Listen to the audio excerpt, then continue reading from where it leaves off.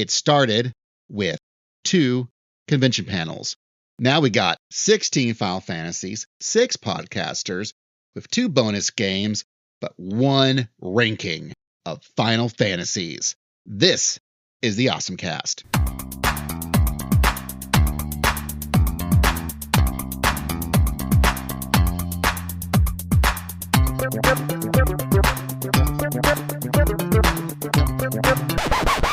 Hey folks, Basil here, and I wanted to say Happy New Year. It's 2026, if you can believe it. So this ostensibly is supposed to be a bonus episode that has almost the entire cast of the OSMcast, as well as the entire cast of the Carbuncle Chronicle, all merged in one gigantic collaboration event of epic proportions, because we recorded longer than an OSMcast plus a Carbuncle Chronicle combined. Now I've slammed it together in just a little over 2 hours, but man, we went for a bit. So this really isn't a bonus episode anymore. In fact, I'm calling it a mainline episode for both the OSMcast and the Carbuncle Chronicle. Please enjoy us arguing with each other about one of the most important video game series to all of us. Take care.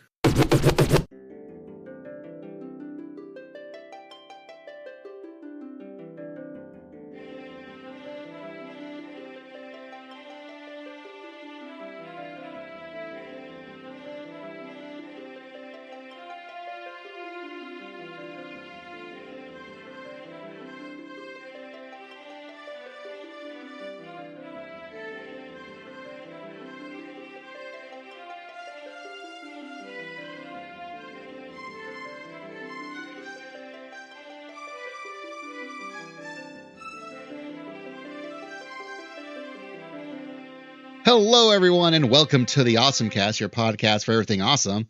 I'm Basil. I'm Anna. I'm Dylan. I'm doing this again, apparently. I'm Tobias. And I'm Kevin. Wait a minute. Wait, no, I'm not Kevin. And I'm Douglas. I was waiting for Basil. I'm so used to doing the Carbuncle Chronicle. I'm used to him giving a very long spiel for who he is at the beginning. Wasn't used to just short, I'm Basil. It's okay. It's this episode it's a fun, loosey-goosey. This is actually an awesome bonus episode. The whole idea behind awesome bonus episodes is going to be once a month. I'm going to drag some OSMcast folks, possibly Carbuncle Chronicle folks together, and we'll talk about something. And this time, we're kicking it off with a big one. So this one is going out to everybody, but future awesome bonuses will be for our $5 and up patrons, which you can find on OSMcast's website, OSMcast.com, and find our Patreon, which is just OSMcast. So what this one is our Final Fantasy ranking episode. So previously, last year in 2024, we went to 2 different conventions, MomoCon and KamiCon HAI. And we did this panel twice, and the audio for each panel got borked. So I thought for a bonus episode, I had these 2 different sets of tiers. I have squished them into one tier ranking, and we're going to go through them all, talk about them, and then actually order them in their tiers. So when we're done, we'll have a best Final Fantasy to worst Final Fantasy. That said, a Final Fantasy is pretty darn good. It's not the case of we're saying this game is bad. We're just comparing it to its peers. No, for some of these, I'm saying that they're bad. we're gonna rank them, and then no one will ever have to discuss what's better than what on the internet again, because we will solve the problem. I agree with Dylan. It'll be as final as Final Fantasy has ever been. Exactly. No one will be happy. Until 17 comes out. So we're going to start this by going through everything. We're going to talk about Final Fantasies 1 through 16 with our 2 bonus games, from Final Fantasy 1 to Final Fantasy 16 in release order. And then after that, we will then go through the tiers, and we're going to order them in the tiers, and then we're going to come out with our ranking. So Final Fantasy 1, it came out in December of 1987 in Japan, and in America, July of 1990, and it was the first one. Who wants to talk about it first? It was the best one. This was my first Final Fantasy game. I don't think it's a stretch to say that like this and Dragon Warrior and the Nintendo Power coverage of both of those kind of informed how I think about fantasy. It was real tough at the time, but it's a real good game, and if you haven't given it a shot or you've bounced off of a previous version, the pixel remasters are an excellent way to play it. Well-paced, well-balanced, not the struggle it used to be. Yeah, I'm probably the one that's played it the most recent, because it was within the last, 6 months, year that I played it. I enjoyed it. I played the Pixel Remaster. I had never played it before, and it was definitely, I was, I would complain a lot about, like, how Black Mage would level, because I'm like, why is Black Mage so squishy? Why are they not doing anything? And, but then by the end of the game, it's great. So I enjoyed it a lot. I can definitely see why, it is the first, and it definitely paved the way very well for this series, and I really enjoyed it. I like it. Yeah, you can tell because it's like the NES version, man, you could just die randomly first battle, not get past it. Yeah, the balance and the pacing were not there. That was what was great about it. If you targeted something that you later killed, you just lost that attack. Sorry. Yeah, it was great. As you can tell from my enthusiastic replies, this was my first video game. Yikes. I mean, at all? I think so. Like, I might have played Mario before this came out, but not by much. You see, the story is the original Nintendo in my house was purchased for my older sister because she had to go into the hospital for the stomach flu, and she had nothing to do all day in the hospital, so they bought her a Nintendo. And then when she got out of the hospital, I wanted to play it too. And she would sit me down in front of it and have me just buy potions on end for hours because you could only buy items one at a time. And so that was my job, was to max out all 99 potions and everything. Yikes. What grunt work you got saddled with? Eventually, I asked her if I could please, play the fighting part of the game, so she showed me how to do that, and then I went and I played. I got to roam around in the desert and fight monsters, and if I died, that was fine. If I lived, I was allowed to save, having fought all of these monsters and now a significantly higher level for her. Yeah, she just used you to buy potions and grind XP. It was great, and I loved it. And then, a little bit later, after she had beaten the game, I finally got to play the game. And I've been in love with fantasy ever since. This is the first time, I made up a story, was by playing Final Fantasy. I came away with this story that is radically not what is in the game. So to me, the fact that the plot was so loose and was just the bare bones of a structure work was what was so great about it. I could just imagine anything going on in this game. It was so good. And every game after this is simply trying to rehash the goodness that is this game. Also, that is being 6 years old. Yeah, that was sort of my initial experience because I did not own this game. I didn't really, really dig into Final Fantasy myself, personally playing until Final Fantasy IV, when it was Final Fantasy II in America. Mm-hmm. So I would go to a friend's house and they would start up the game for me and I could play it, but I couldn't save. So I played the beginning of Final Fantasy I a whole lot until I get into the Marsh Cave. And then I would die, and then that would be it. And that was my experience for the longest time, was oh man, this game's so good until I get to the Marsh Cave. Man, it's amazing we used to play video games the way we did. Final Fantasy I is some real uphill both ways shit. I remember grinding out gold for insane amounts of time just to buy the spells and weapons I needed to advance. Things are so much better now. We have more than one save slot these days. Yeah, more than 3. Yeah, but back in Final Fantasy days, you only had the one. Yeah. Your one wild and precious save slot. And that was an invention. That was innovation. That was something new. to RPGs. Dragon Quest made you write out long-ass passwords. They didn't think about a battery. Yeah. It did. No, I'm pretty sure that also had save. It did for America, but in Japan, Okay. it did not. Remember, we got Dragon Quest years after it came out in Japan. Yeah, I'm very fuzzy on the timelines of these things coming over. I know Nintendo Power did a lot of coverage, I think, to kind of prepare American audiences for this new thing called the role-playing game. Yeah. And it's funny because our next Final Fantasy II, we didn't really get it until years later. We're talking lots of years later. In Japan, it came out in 1988. We didn't see it until its earliest version in America in 2003, which I think was on the PlayStation, and it was a really crappy version because it was taking this NES game and you were running it on a CD, and the load times for everything just took forever. And so this much snappier game was just wasted on this CD format. Yeah, when Square first did those Final Fantasy PS1 re-releases, they did not know how to fucking code these things on a CD. They didn't know how to emulate. They didn't know any of that shit, so everything had loading times.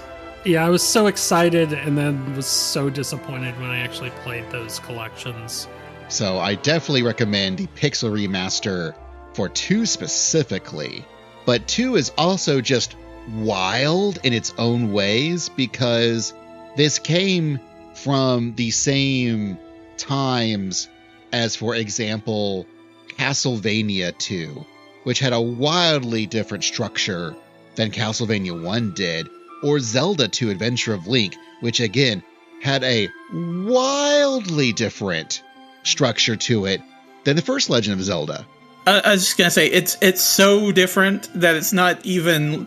It's barely a sequel, just because the character is the same, but otherwise it's a completely different experience from Zelda 1. It was my first Zelda, so...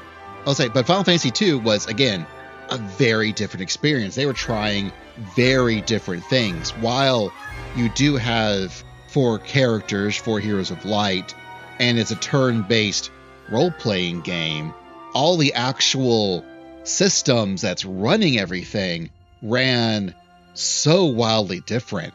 Yeah. Because Quazu, the guy behind it, just had different ideas of how he wanted to portray things. For one thing, it has an actual story.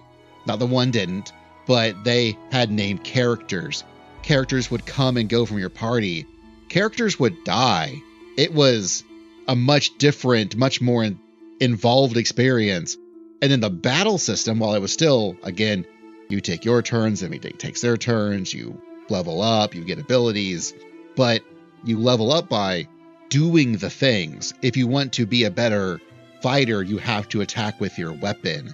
If you want to have better HP, you've got to get hit. If you want a better version of your heal spell, you have to heal people with your existing heal spells. It is...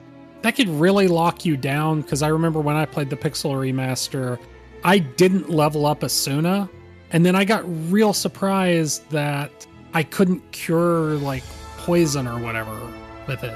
That was that the one, Basil, that I play with guides. I'm a wuss. And I feel like I got to, there was one boss, it was like, okay, you need to level up, I think it was Asuna and maybe one other spell, like you need to this level before you really go in here, and I'm like, okay, cool, I got this. So I spent like half an hour to an hour maybe leveling up this one spell, and I get in there, and I had just, the way I'd been playing, I was so over leveled anyway. By the time I even got to use that spell, it was dead. Yes, that was it. I was like, wait. Also, using guides is not necessarily a bad thing, because like if you saw the guide that like Nintendo Power put out for a lot of these, yeah, those were extremely detailed. We all used guides. I remember Anna's experience of constantly dying in the random battles leading up to bosses, and then curb stomping the bosses. Oh, it was it was the corals, because it was I think you said this is the one that the corals had the bug, and it still has a bug in the Pixel Remaster where it can paralyze you and then one-shot you, and I was getting so frustrated. Oh, yes. I was like, why is it killing me? I think they might maybe have fixed it now, because they're still updating the Pixel Remasters even. I think it got some updates like a few weeks ago. Yeah, just like last week. Oh, wow. Yeah. I think what's really interesting about bugs and things like that, this also had a keyword system where you'd have to learn about a topic before you could progress the story, whereas most other Final Fantasies. And if you miss that keyword, you're just stuck. So it's way more confusing, but it's more like the old school text adventures or something like that. This is where Desert Rose came from. One thing I want to mention, and I think, Basil, you had kind of touched upon this earlier in the comparisons to Zelda 2, but more so than just the difference between the first and the second, the difference itself is another staple of the series. Every game from here on out uses drastically different mechanics. And sure, there are some inflection points that are similar between some of these games that define what we think of when we think of the series as a whole. The fact that none of them are really direct sequels to each other, the fact that none of them have the same exact system as the other, that really, really started here with how different things they were trying with FF2. And we see them completely push the envelope with games leading on to the more action-oriented stuff, for instance, or the stuff from like the tactics games. Like, I think that's something that really defines Final Fantasy as a whole, is their willingness to try new things and diversify. Yeah, that is absolutely the case. No Final Fantasy is quite alike. There are certainly defining aspects of the series, but they all do something different. Much like how Final Fantasy III was different because it introduced the whole concept of a job system. And again, we didn't get actual 3 until decades later. It came out in 1990 in Japan, but we didn't actually get it until they did a whole DS remake in 2006. I really liked that DS remake, though. I had a lot of fun playing that game, and my understanding is that it was actually very different from how the initial first game was, but I still really felt like I was getting back to kind of the roots of a lot of the thought threads that exist in Final Fantasies seem to kind of start manifesting there, or they seem to crystallize there. I did not like 3. Too many jobs. Way too. I like this. The story was fine. It was, I enjoyed it, but oh my gosh, too many jobs. Yeah, job games are not really good if you're completionist. I think I did that with 5 when I played the Pixel Remaster. And yeah, you can burn out real quickly or be overwhelmed real quickly. It's a different style of play. Are we talking about the tier list at all yet? Or are we just talking about the Final Fantasies? We're just talking about the Final Fantasies. Okay. Then I gotta keep things under my hat for then. Okay. Yeah. We say that, but it is funny for me because the game that probably most closely resembles 3 is 5. Yeah. And yeah, which I'm currently playing. I played 5.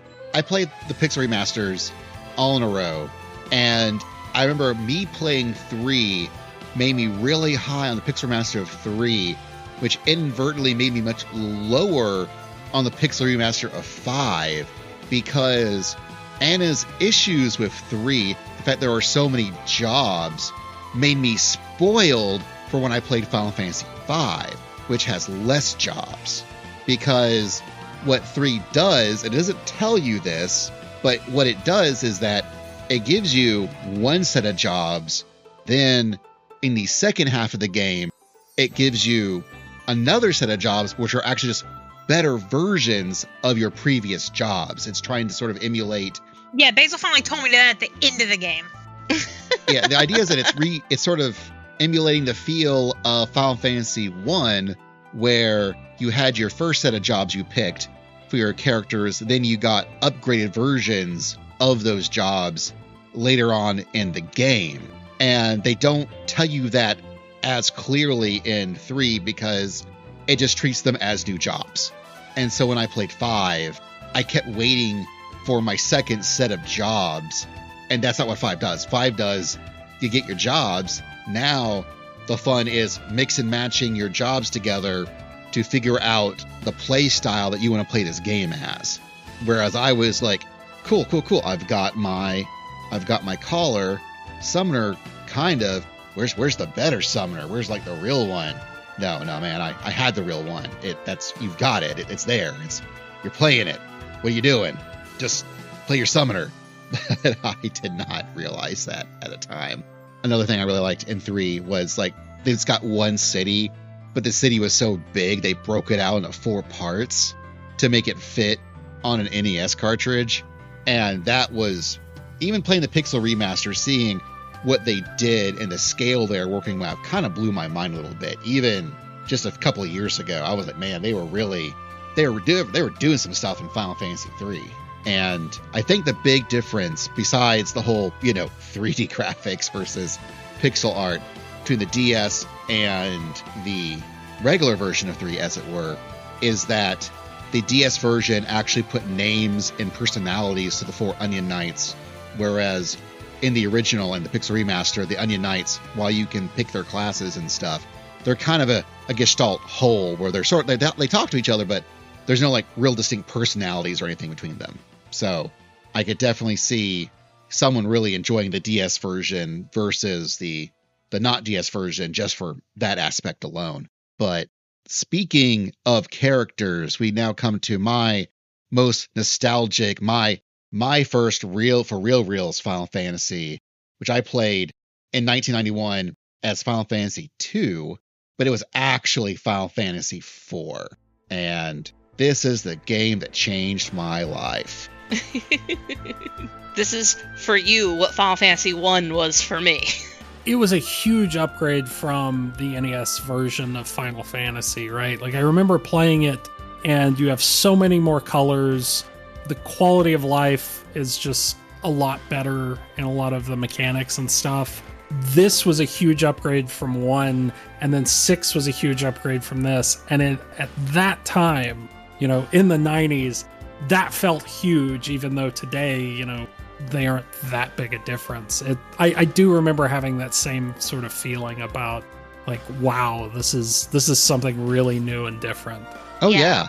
Unfortunately for me, I got Final Fantasy II after Final Fantasy III. Oh. So I had already played Final Fantasy III because, my parents were just like, we have a Nintendo. What do we need a Super Nintendo for?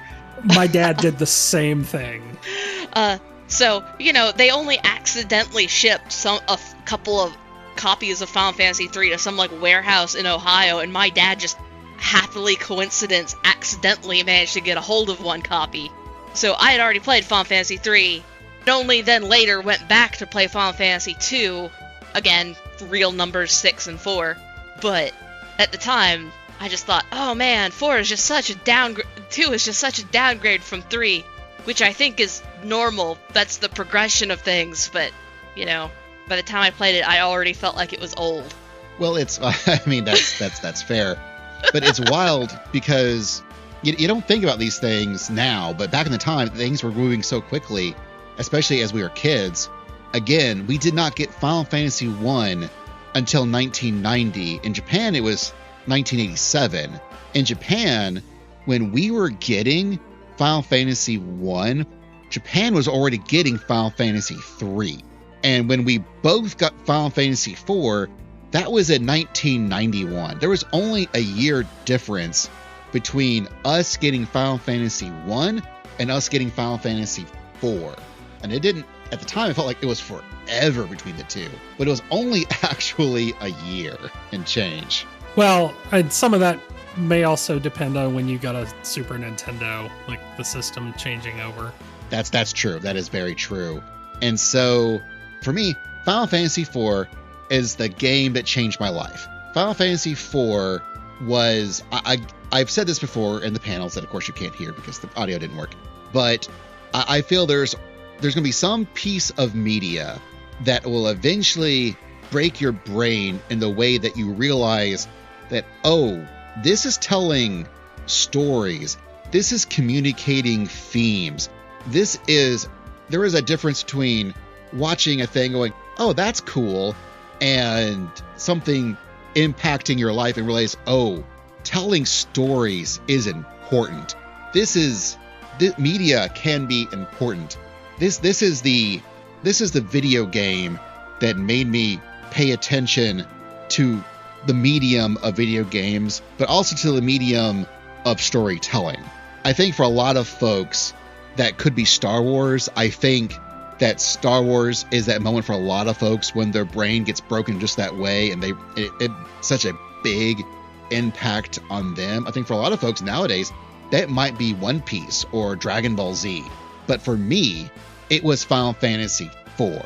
And that was the game that made me realize that stories are important, and frankly, put me on the course of being the person who I am today, but also like the person I am today, talking into a microphone, wanting to discuss media, wanting to talk about why I like things, why I dislike things, what's important about things, and the messages they may have.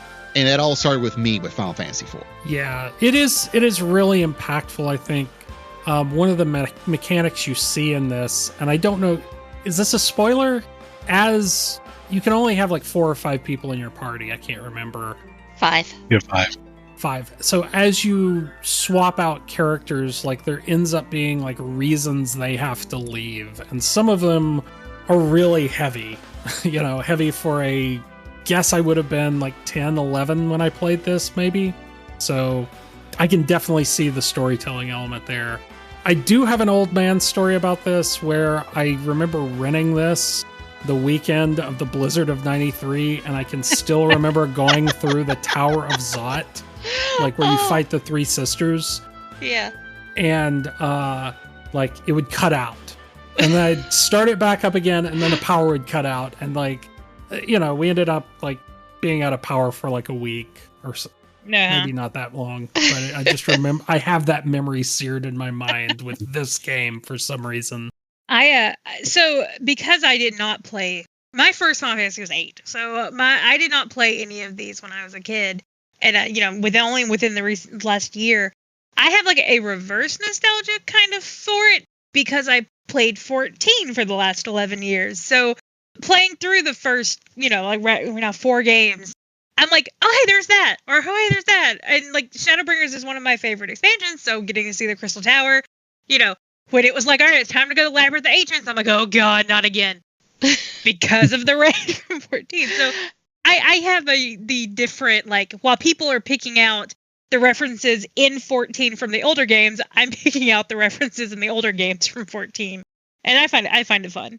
And what's wild about 4 is that in addition to all the other stuff I mentioned about it, one, its music was, again, just such a leapfrog over what came before, mostly due to Enix games, because they were having, I believe it was ActRaiser, that had such good sounding music, and Uematsu heard its soundtrack, and he looked at his compositions and the MIDIs they were using for 4 and went, oh no, they are not beating me at this. I want better sound samples, and I want better sounding music for this game. They are not beating me in this.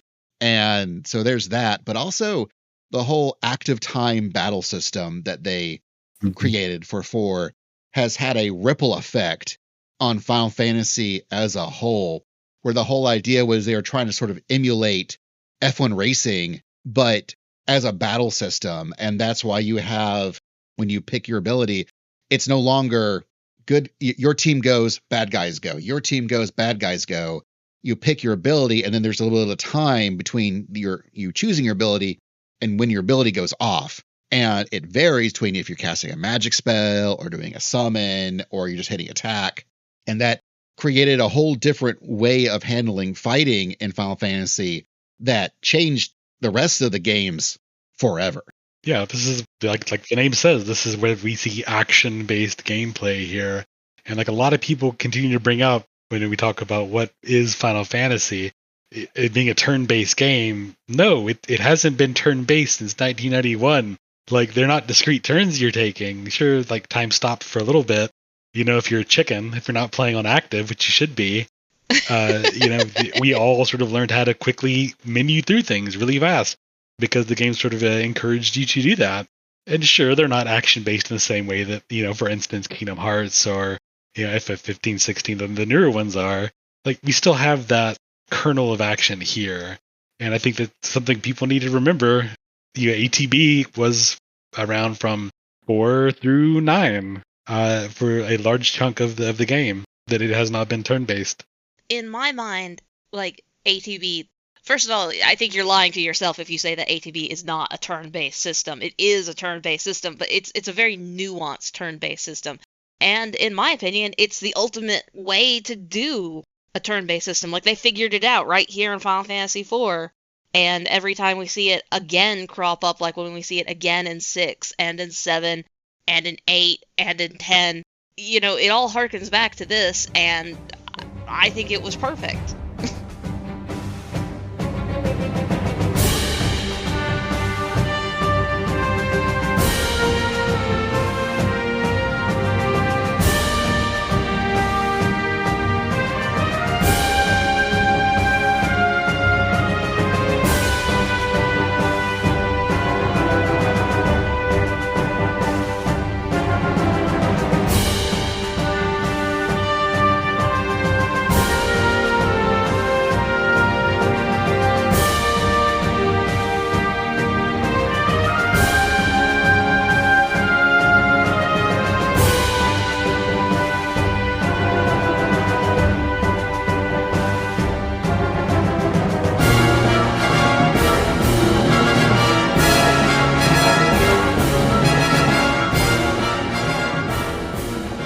And so now that they had the ATB system in place, clearly what they really needed now was to really reinvent the whole job system to go along with it, which brought us to Final Fantasy V. And again, we didn't really get it until 1999 when we got the botched PlayStation versions that load times everywhere. Japan got it in 1992. It's also wild to think that, man, every year almost they were putting out Final Fantasies. Like they were a machine over there at Square Soft. So 5 job systems. I know I talked about it a moment when I compared it to 3, but it's a fun little breezy game. I remember playing it last year. I finally did the 4-job fiesta, which has been an online thing where you go to a website and it gives you assigned jobs from each crystal, and you have to use those jobs to play the whole game with just these 4 jobs. And it makes you have to really think about because any combination can technically work if you grind enough, but it makes you really have to think about how these jobs talk to each other and how you play the game. And I found that second time playing through in that version with the 4-job fiesta, I had a much better time playing 5 than I did my first time through, because I figured out what I was doing wrong with 5, what my expectations were 5 were wrong, and now that they've been properly calibrated, I was having a much better time with it. Yeah, I had a good time with 5. I didn't play it until that PlayStation relaunch of it, but I did have a good time with it back then. I was very happy about the pirate character. Ferris is great. I'm currently on that. Yeah, Ferris is just amazing. Ferris was the original Cloud. I'll say it. For me, what's interesting about 5 is that I know a lot of people will talk about how 5 is not the story game, it's the combat game. Don't worry about its story. Its story is just there to let you play with the cool battles and play around with the job system. But I really like the story in 5. I thought it was a good one. I liked the characters. It introduced Gilgamesh, who is just amazing in every iteration that he gets to be in since then. I really liked Galoof. I liked Kryles, and their thing together. I liked Ferris. I even liked Bartz, or Butts if you played the fan translation. Butts. And Lena. And it's I remember my first time playing through 5 going like, man, I really like the story. I don't know about this job system though. But now that now I'm recalibrated, I now think both are good. Yeah, I felt like 5 was perfecting the job system that 3 had put forth, and I think it does, and I think that pretty much every game that makes a job system based game, like, what are those, like the Bravely Default series and a couple of other Final Fantasies, when they do a job system, this is basically the gold standard that they are trying to live up to. And some of them do. Some of them succeed and surpass it. But this is still, like, the crystallization of what they're going for was done in this Final Fantasy. And I do think the story is charming, too. And the game that came after Final Fantasy V is, well, Final Fantasy VI, which was our Final Fantasy III. And I understand why Umi would think why 6 was so much better than 4. I totally get it, because to me, Final Fantasy has had at least 2 sort of overarching, not plots as far as storylines, but 2 culmination games, where Final Fantasy VI, I feel, is the best overall expression and ultimate endpoint of the arc of Final Fantasies 1 leading into 6. It is the best of all worlds. It's got some of the best music. It has some of the best characters. It has some of the best battles. It's not exactly like 5 because you don't have a job system. Every character sort of has their own job that they're doing, so it's more like 4 in that respect. But with the introduction of Magicite and with certain relics that you can equip, there is still a decent amount of customization that you could put onto these characters to change the play style how you want to. And the storytelling is on another level. The graphics are another level. Like, everything that 6 does is just the best at what it does. Yeah, I really remember the graphics, like I said, kind of striking me as something different. Like, you start out with that Mode 7 scene where you're taking the Magitech armor across the snow. But even the maps, like the maps in the previous Final Fantasy game, like they're basically grids. You've got like little square sprites that kind of peek up into the next tile. But in 6, you have like these really tall, expressive sprites. You have multiple layers of maps. You have maps that are really not, like, you can't look at them and go, oh yeah, that's a grid system. Like, they really do a lot of fancy stuff with them. And it just, like, it feels like a different experience. Or it did in the 90s. Yeah, again, back in the 90s, I don't think it was Christmas. I think he got a hold of the game earlier than that. But I still remember it was like a late autumn evening. We had a fire going in the fireplace, and Dad gave me Final Fantasy III. And we were so flipped out about it. I'd been playing Final Fantasy 1 for years and years and years and years, and I'd beaten it so many times and I finally got a Super Nintendo, and we finally got Final Fantasy 3, and we put it in, and when it opened up to that beautiful snowfield, and we were just watching it, just completely awestruck at how gorgeous it was. And I said to my father, "Look, it looks like real snow."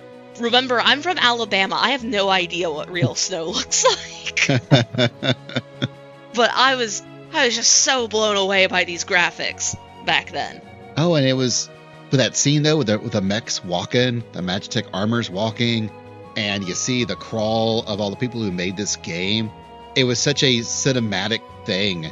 It really reminded me as it was like the best evolution of the start of Final Fantasy IV. Where it starts off with the Red Wings doing their thing and that music playing. I thought movies were over when I saw this game. Like, what reason do we have to tell stories through movies when we can do this? Yeah, 6 is a special time. 6 is a very special game. I know that whenever I say 6 is better, or it's the best, like, of that style of Final Fantasy, and will go, wait, I thought your favorite is 4. I went, yeah. 4 is my favorite nostalgic pick. You don't need the caveat of that style of Final Fantasy, you know. You kind of do. I mean, in the very least. Pixel art was where it's at. All right, old man. Sure, Grandpa. Like yourself. But I think I gotta agree though. Like this is, it shouldn't be. It shouldn't feel weird to say that the more recent one, the most recent Pixel one that we talked about so far is the best, because that's how numbering systems work. But this is sort of that final hurrah for this. Like, sure, the games would continue and they would continue to use similar systems and whatnot, but they would drastically change from 7 onward. I think we would all agree with that here. But this does feel like the pinnacle of that 16-bit style of gameplay, like the writing, the characterization, the art itself, the pixel art, everything changes from here on, and 6 is sort of the pinnacle to that. I can see why a lot of people have it that as their nostalgia pick. A lot of people continue to bring up 6, and I feel like that's why. Yeah, there are a few more RPGs from this era that are comparable to 6 that came out a little bit after 6 and were also made by Square Enix. Like, when people talk about Final Fantasy VI, they talk about it in the same breath as they talk about Chrono Trigger, as they talk about Secret of Mana, all coming out of from the same company, and they were just the pinnacle of RPGs at that time. Especially for us in America, because we weren't actually getting Dragon Quest anymore. Yeah, that's true. What was the last one, like 3 or 4? I think we did get 4, but it was, I think, such a small production run that good luck if you got to play 4 in America. But yeah, so after 6 was the last one that was on Nintendo systems for a long time. And then they transitioned it on over to the PlayStation with Final Fantasy VII, which came out in 97. So there was also a big time difference, especially for us, now that we were actually getting these games closer to when Japan was getting these games. We got Final Fantasy VI came out in 94, and it was a whole 3 years later did it come out in 97.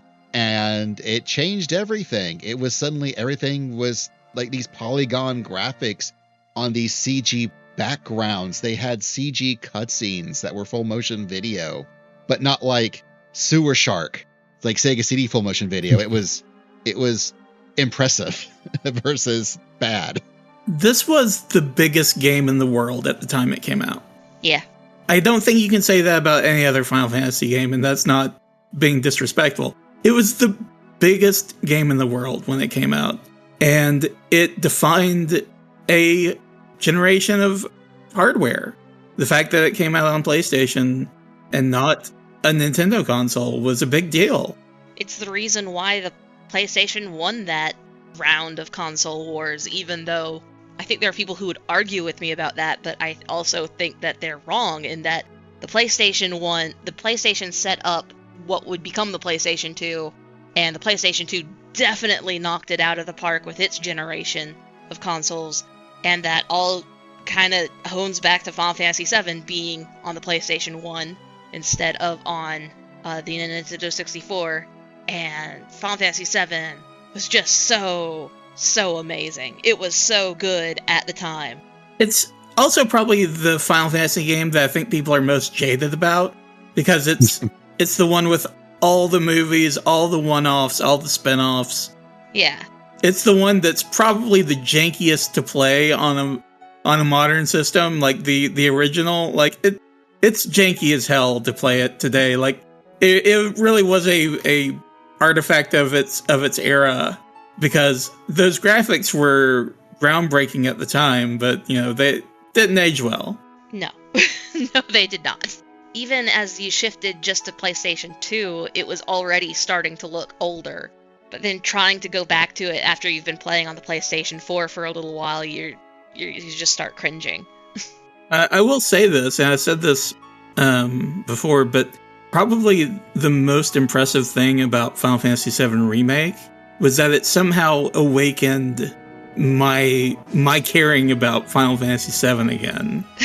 Like, I suddenly was transported back to 1997, and, I cared about these characters. And it was like, oh shit, I forgot these feelings existed. Yeah, playing this game with my husband sitting next to me, he did not realize that Final Fantasy VII was deeply, affectation, much like a religion is to some other people. That the whole time we were sitting there watching it, and he'd be like, "Is this something they made up?" And I would be like, "No, this happened in this zone on this map at this time." I remember playing, much like John, I didn't remember how much I actually liked 7 until the remake came out. So I guess congratulations, Square Enix. The game did its job. I remember even back when like 9 and 10 were contemporary, you were arguing with me that 7 wasn't so good. Yeah, no, I remember playing 7 the first time and going like, oh, this was great. Then I would play it again and go like, well, this wasn't as good as I thought it was. And every time I played it, I had a lower opinion of it. And this was one of those things where you only have so many games, so you play the games that you've got until you wrung them dry. Yeah, you frequently would complain back then about plot holes, and I would try to make the argument to you that plot holes were like, the plot holes that exist in 7 are a feature, not a bug. Like, they give you just enough room so that you can really insert yourself in there. I don't know how true that actually holds up. I just remember many a long, fond night having those conversations. You know, it's funny. You know, I say 8 was my first Final Fantasy, but technically, my first introduction to Final Fantasy was on my Gateway 95, and it came with a CD, and it had demos for Tomb Raider 2 and Final Fantasy VII. And I remember because the demo was like a little Coliseum-y type battle thing, and I remember Cloud, you got to fight with him, and I remember you got to summon Shiva. And I remember watching the little cutscene they do for it, and I was just like, I love her. Oh, I need to play this. And then apparently I didn't realize what it was until much later. I'm kind of with what you were saying with Basil's reaction was. Like, I kind of bounced off of it hard. I played it late. I didn't get a PS1 until much later in the cycle. And like I said, I always liked the pixel art better. You'd kind of imagine it as whatever you want it to be. But I think this is not a ding against it, but I think a lot of it is like you playing it in your teenage years, you're going to have more feelings about it. I definitely remember having that sense with like Link to the Past, right? You go in the dark world and like thinking how moody it was, and it's like, no, I'm a teenager. I'm moody. Yeah. But, I'm not going to argue that like, your favorite Final Fantasy is whichever one you played around that time. So, I can understand there's a difference of opinion there too. I think there's just something to be said about that. Experiencing the game when it first came out, because you're experiencing like the bleeding edge of technology at that point. Yeah. Yeah. Yeah. And echoing of what Dylan said, I remember thinking that the world of Ruin in Final Fantasy VI was so dark and angsty, and no, it's a little bit browner. It's just that I was darker and angstier by the time I got to it. But you're also not wrong. It is a world of ruin. Yeah. It is where life has gone to die. Anyways, with 7, replaying it, I also discovered that a lot of my issues, a lot of what I thought were plot holes, were more that they were translation errors, bad localizations. Yeah, translation errors, where Sony was handling the translation now, and it wasn't just Squaresoft doing their thing. It was Sony handling it, and they were getting some of these things wrong because they were in such a rush to get that game out because there was so much text. And it's gotten a couple of polishes over the years where if you play it now, it's a little bit better. But also replaying it, because I wouldn't play the original again when I was playing the remake of 7, and I was struck on how much they were playing with the form, how with these pre-rendered backgrounds, they would really do some funky things where your character would move on the screen, and they would do some interesting video effects with what you were playing through, which was emulating the experience of playing as Cloud. And 7 was taking some storytelling swings that I didn't realize they were doing back when I was a teenager, but now that I am a 40-something adult, I now recognize that, oh, they were cooking with things that I didn't realize they were cooking with when I first played this game. Mm-hmm. Which is also what I kind of feel a lot of folks kind of feel that way now about Ben Starr's favorite game, Final Fantasy VIII. So Final Fantasy VIII had the great misfortune of coming after Final Fantasy VII. It looked better. I swear, I have such a love-hate relationship with this game because it's my favorite. It's my first Final Fantasy, so I've got that connection. But I've never beat it. One day I will, but I've never beat it. I still have not gone back to play it again. I've told you many times, Anna, that I need to go back and replay it because, you know, enough time has passed that I think I can play it again with fresh eyes. But at the time, I was just so disappointed that it wasn't more Final Fantasy VII. Like, I just wanted Final Fantasy VII again, only with new characters and a new plot. Yeah. And I mean, in some ways, Final Fantasy VIII, it had new characters. It was a different plot. and you could argue after Cloud, you have a Squall. Wow, Riesel. Wow. Well, my biggest complaint at the time was that Squall was not fun to move across the screen. Like, he was too tall and lanky, and he didn't move fast enough. Like, it felt like he should be running a whole lot faster than he actually plodded along. But I don't know how valid that complaint is. I don't know if that's just a complaint I had because I had a general dissatisfaction because it wasn't Final Fantasy VII and 7 was so good. But 8 did have a lot of neat things going for it that, you know, when you come back and you revisit, I hear people really like it upon second brush. Man with the Machine Gun slaps. Oh yeah, all the music in that game is on point, for real.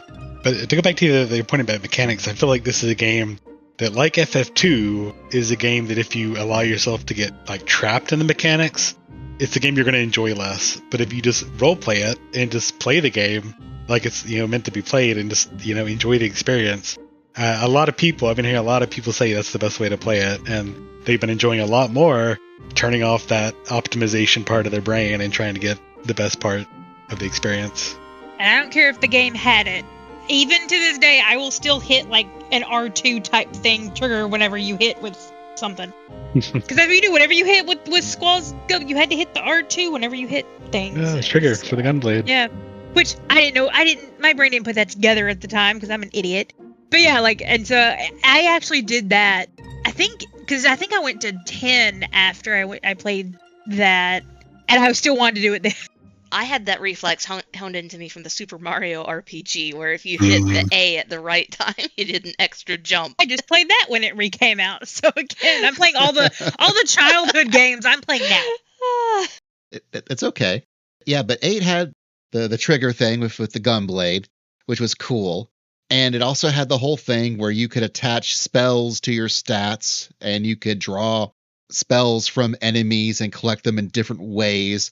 And it is a really interesting system. And I think they didn't really play with systems like that to that level since 2 and 4. I think that was, and while they never really played that system in that particular manner again, it was once again another example of them playing around with the systems of the game. And no Final Fantasy is exactly alike another, even if at the time what we really wanted was just another 7. But what we did get after 8 was Final Fantasy IX, which is wild because Final Fantasy IX was the quote retro throwback one. Yep. Because they knew with 10 they were about to take some swings. And so they wanted to go back and hearken to a simpler time of Final Fantasies 1 through 6 before they made that leap again. And so 9 was this really nostalgia-filled take on what Final Fantasy was. And for a lot of folks our age, it's also the best one. I remember when it came out, the big complaint about it was that it was a love letter to the fans. But also, at the same time, don't you really like getting a love letter? Like, who doesn't like getting a love letter? What? No. I mean, I didn't really play any of the Sony era games, but this is the one that, like, I most feel like I should go back and play. Maybe this or 12, but, like, just the look of it does kind of make me think of old school Final Fantasy. So I can definitely see the whole love letter to the fans thing. Well, and that's also kind of like an ironic part of it, is that while at the time we were saying this was basically just a love letter to the fans, we were saying that like that was an insult, when that, if you think about it, that's really a very good strength to it. There was actually a lot of stuff that it had that it was interpreting just in completely different ways. You know, you had summons, which you could actually do like long versions or short versions. They realized that people didn't want to watch the entire cutscene of a summon every time you did a summon.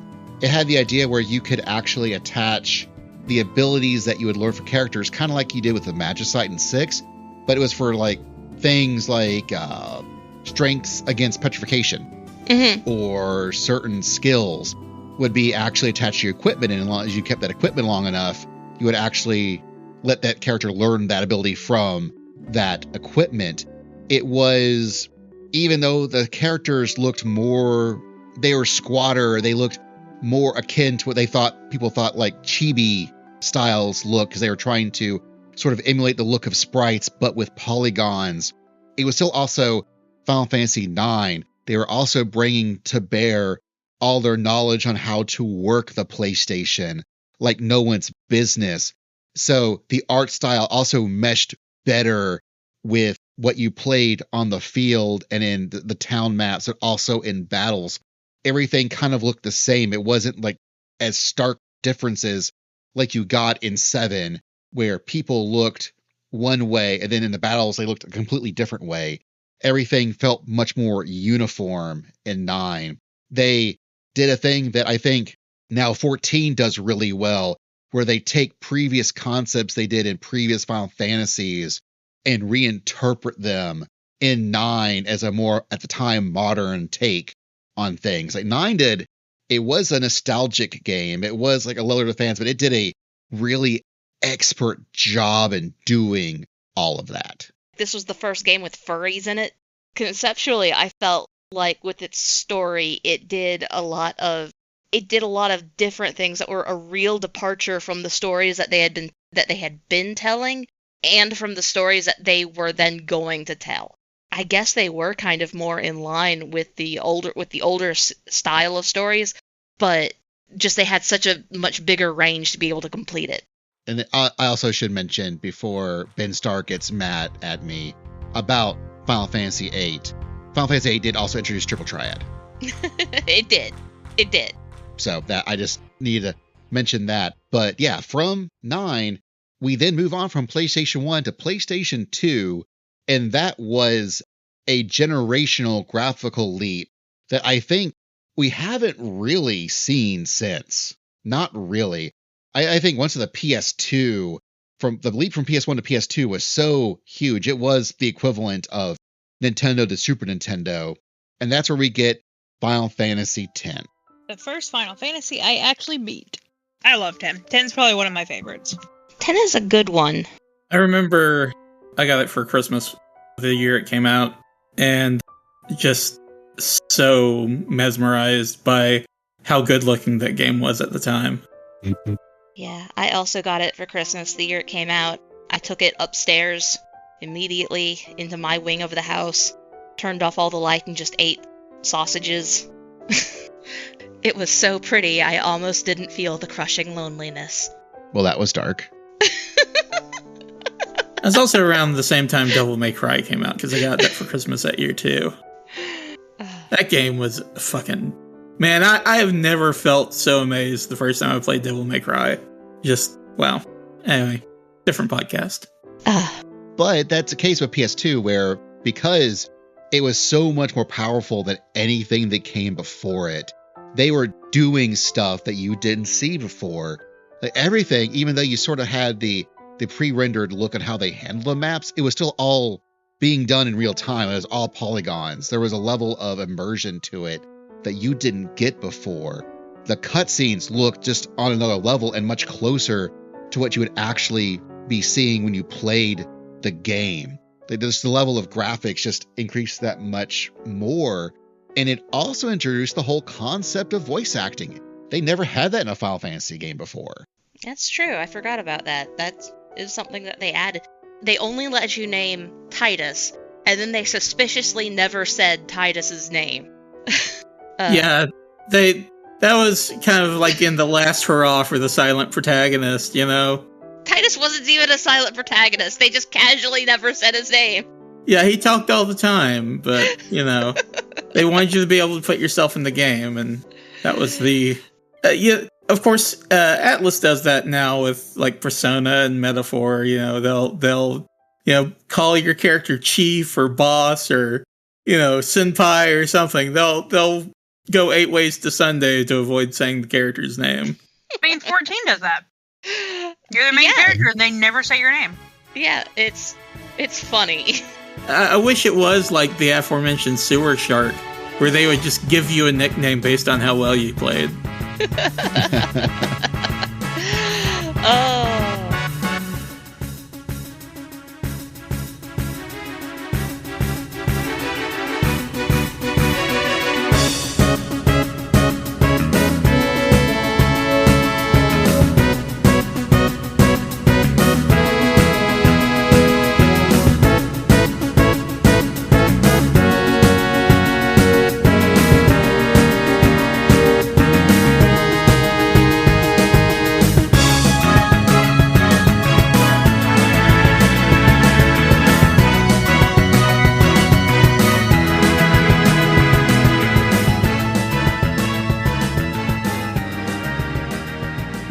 And 10 also played around with the battle system in its own ways because you can actively screw around with turns.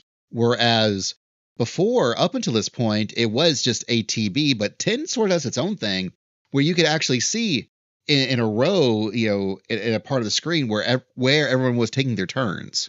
And you could mess around with that just a little bit. Yeah, I mean, conceptually, it wasn't like different than ATB. But it basically pre-calculated the next couple turns for you, so you could, rather than play the guessing game of how many turns you would get, you could actually see, like you said. And it really came into play with the Aeon summons because they would drastically change turn order as well. So like it kind of wasn't different, but it really was because it made you consider that and think about several turns in a row. I feel like it was just as different conceptualization of the ATB system. But because they laid it out like that, they allowed you to put a level of strategy in that you didn't have access to beforehand. And the big thing here is you switched out your party members. So rather than having 4 people, you had access to everybody. You just had to switch them in. And that was part of taking into consideration those turns, because they would have their own speed stats as well, but you would have access to everybody. And everybody basically had the one thing they were good at, whether it was like Waka's range, or Aran's ability to, like, the piercing stat for his weapons. So, like, you really had to do the whole Pokemon typing against the enemies you would fight. Yeah. I would sit there and dream for hours on end on what kind of Aeon I would be. Like, that was my original persona, was my Aeon. I don't know if anybody else was that kind of nerd. Well, for me, I didn't, but that was because I played 10 much later than everybody else did, timeline-wise, because I didn't own a PlayStation 2. I could only afford one system, and that generation I had chosen the GameCube. So I didn't actually play a lot of PS2 until very late into the PS2's lifespan. It was actually, I played more PS2 while most people were playing like PS3 games. So 10 never struck me like it struck a lot of folks. I remember borrowing my friend Neil's PlayStation so I could play 10, and I was enjoying 10, but I was getting near to the end of the game, and Neil finally was fed up that I wasn't done with his PlayStation. He came back and went, "I'm going to beat this game for you right now." And he went through, beat the game, went, "All right, see the ending? Cool. I'm going to go home now. I'm taking my PlayStation. Here's your GameCube." But it is cute to think how different gameplay styles and Final Fantasies could be up until this point, because boy, every game from this point on takes massive swings on how things are different, starting with Final Fantasy XI Online. But I've realized we've been talking about all these other games. We're already in PS2. I do now have to pause before we get into 11. We have to talk about Final Fantasy Tactics. Thank you. Which slotted in between 7 and 8, and my brain forgot to look at it. But Final Fantasy Tactics was, man. Perfect game? I wouldn't say perfect. It's very good. I hate that playstyle so much. What, you don't like Final Fantasy Chess? No, I absolutely hated it. Oh my god, I love Final Fantasy Chess. So I definitely, I liked what I played of it, but I did eventually bounce off of it. One, because I was expecting a full Final Fantasy game where you go around exploring towns and stuff. And two, because again, that job system, man, you kind of really want to be completionist. If you have those tendencies, it's kind of hard to focus in on what you're supposed to do. I got to a point where I just felt like I would have to grind to win battles. So I can also understand that. This game is punishing. It is punishing. It has it has character permadeath. And for a lot of people, that's probably their first exposure to, character permadeath. I loved it so much.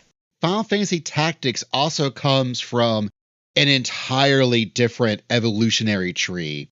There are things like Fire Emblem that we had not really gotten in America at the time, but also we had gotten Ogre Battle and Tactics Ogre, but not a ton of people had played them from the director Matsuno. But Final Fantasy Tactics was essentially him taking Tactics Ogre and reinterpreting it in Final Fantasy trappings. And so the reason why Final Fantasy Tactics is so good is that it kind of hit us all like a Mack truck isekaiing us into Ivalice, because it's kind of like, again, playing Final Fantasy 1, then skipping straight ahead to Final Fantasy 4. But we never actually had Final Fantasy 1. We just went straight to Final Fantasy 4. We're getting a top tier evolutionary product of a game series as our first game in that genre. And so I really do think that it was so good at what it did because it knew what it was doing.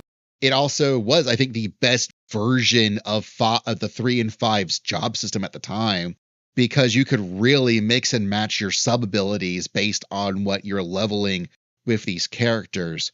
Final Fantasy Tactics, for me, was so good, it burnt me out on the tactical strategy genre entirely.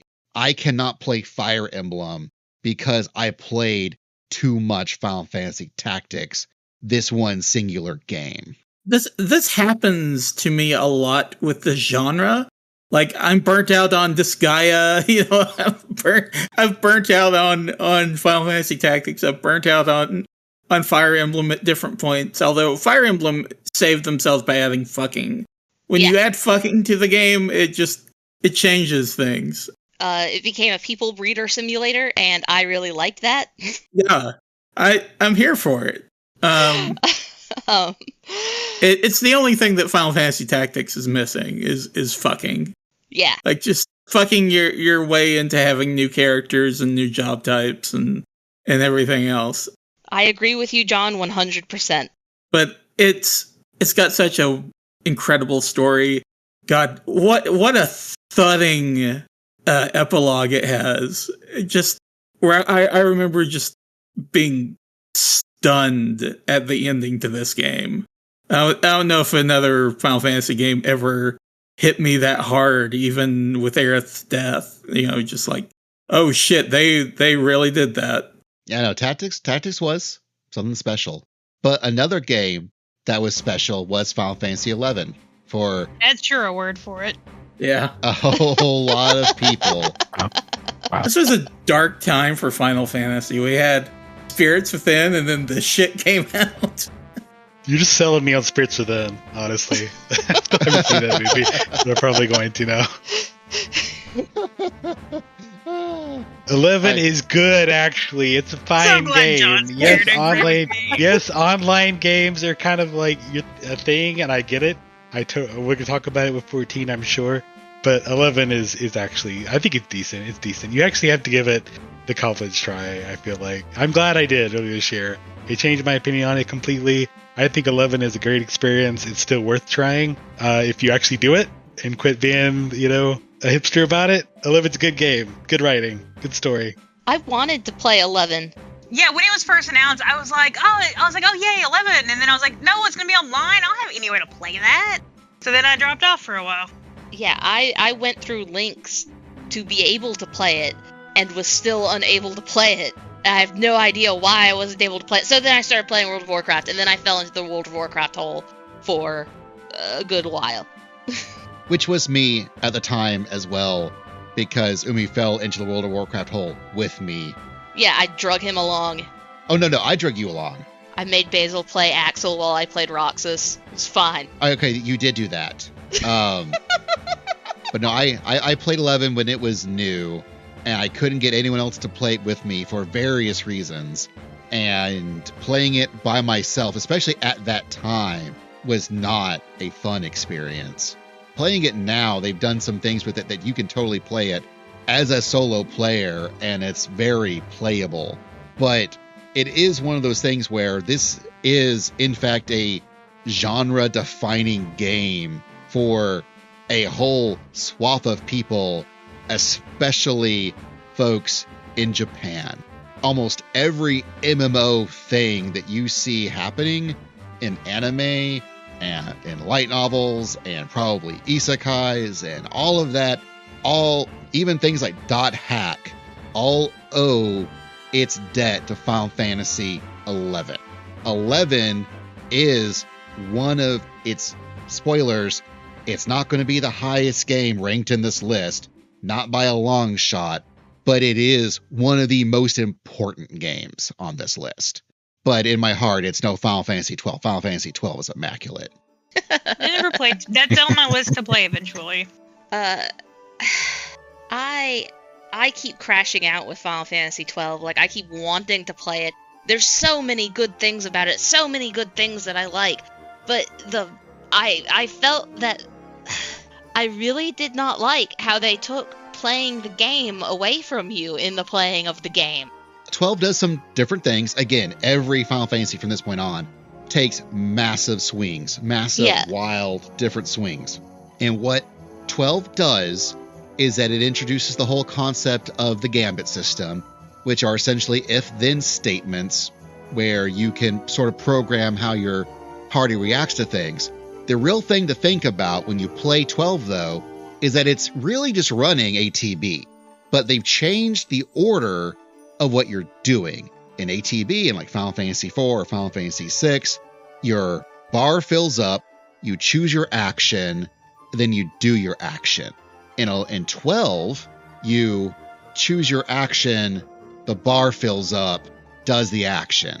And all the Gambit system's doing is letting you pick what you're doing ahead of time and letting you figure things out in the midst.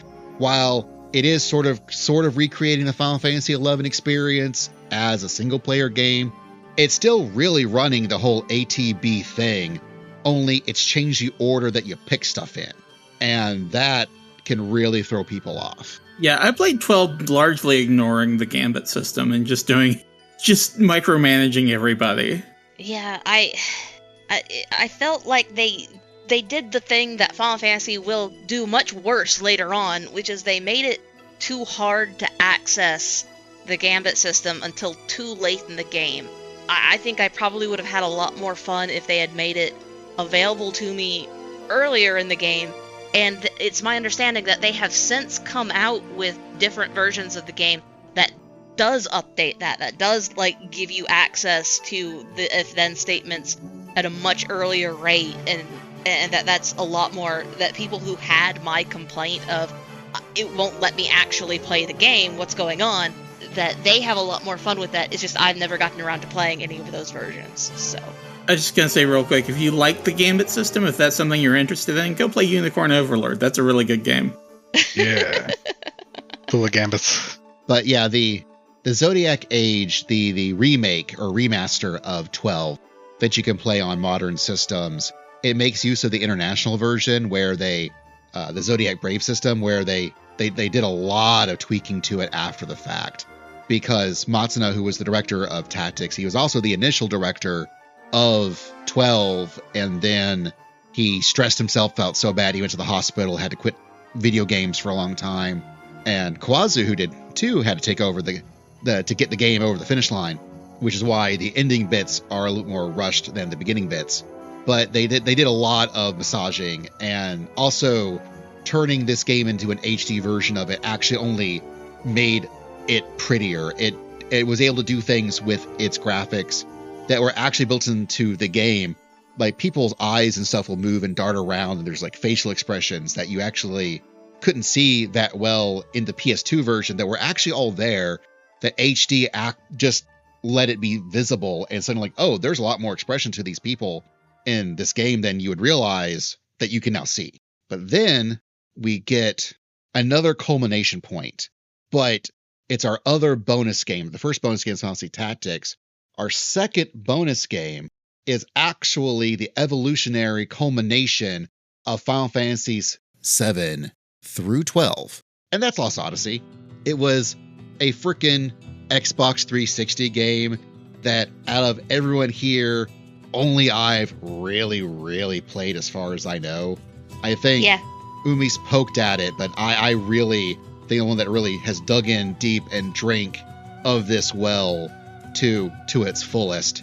And it's a real shit. Lost Odyssey is such a good game, y'all. Lost Odyssey is such a good, and again, it is an evolutionary endpoint, much like Final Fantasy VI is for the PlayStation era. You want to be able to take the whole Gunblade system where you hit the trigger.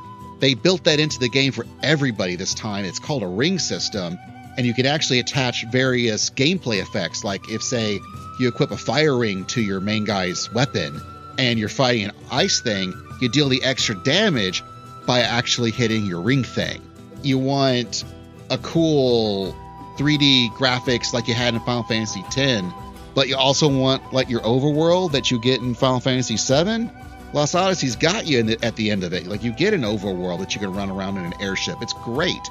You want all like the cool cutscenes and the 3D storytelling and all that. It's got it. It even does this thing that you don't see in other games where the whole concept is that you play as humans and immortals. And the immortals they're immortal, but because they live for so long, they have forgotten everything because they lived for so long. And so you get to experience their stories as little mini visual novel bits that will come up time to time.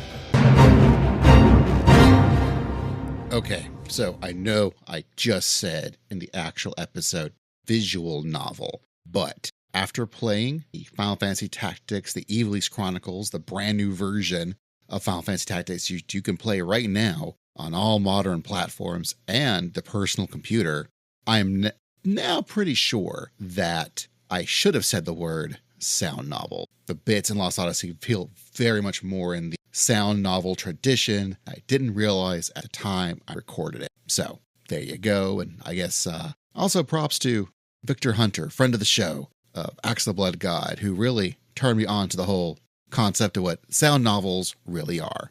All right, back to the show.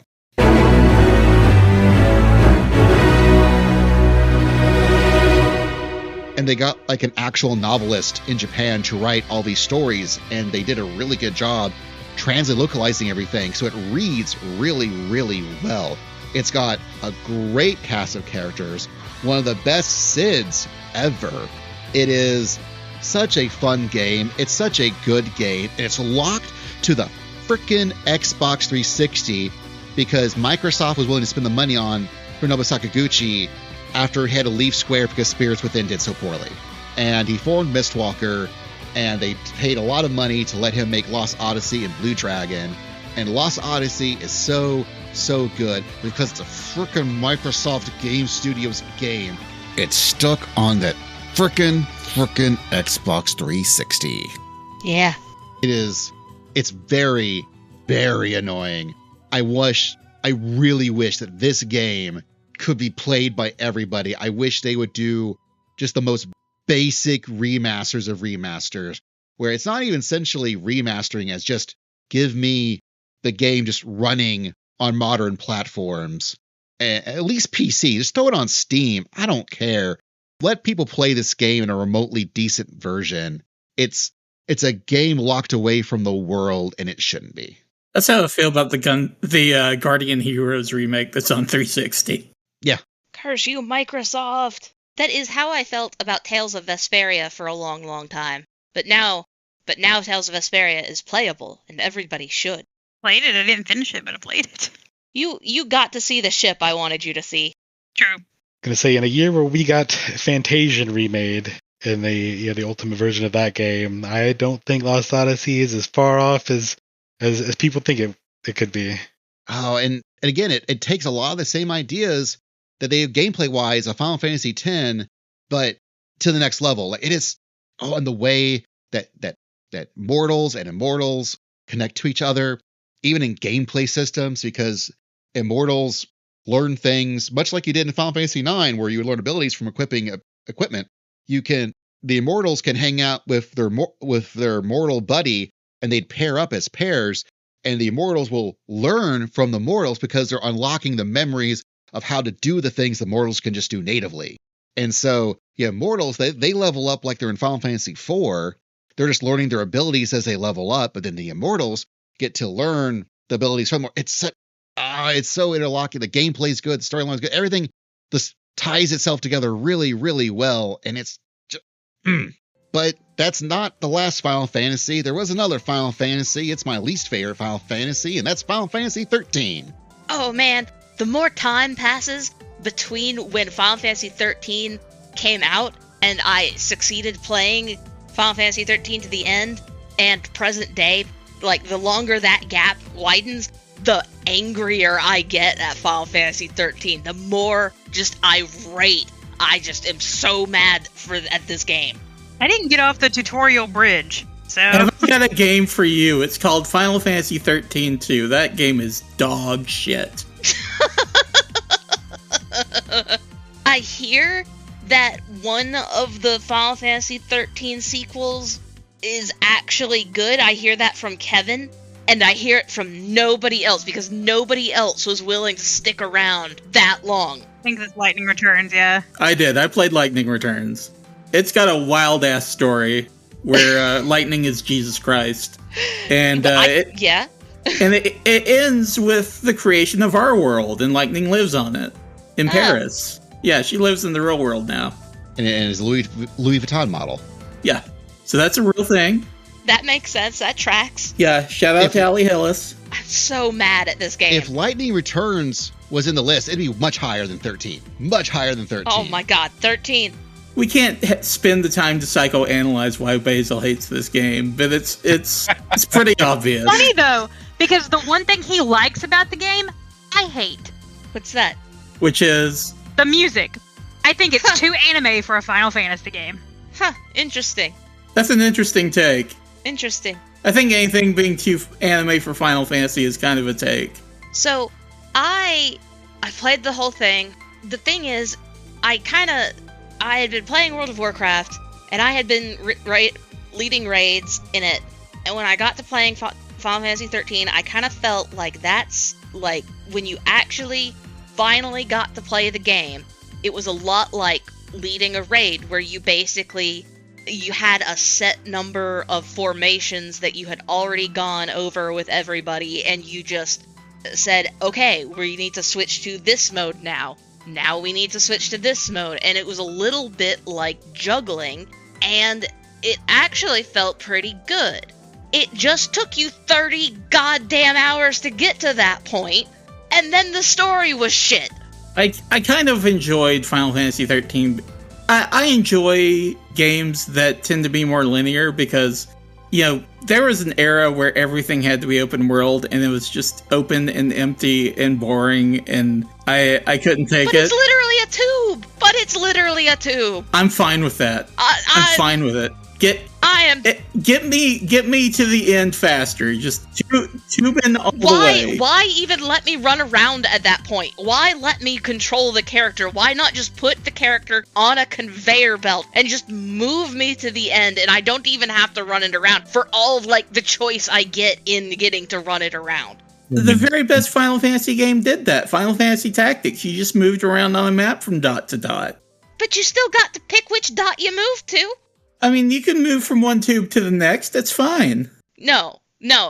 Right. For a large portion of 10 was like that too. You kind of went from city to city, and I don't think it was later in the game where you really got to choose where to go to as well. In Final Fantasy X, the tube was at least much better disguised. In 13, they were literal just goddamn tubes.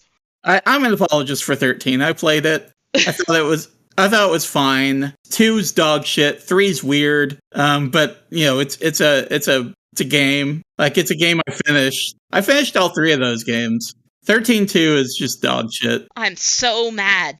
I am so mad about 13. Basil, I think the subtitle of this episode should be literal goddamn tubes.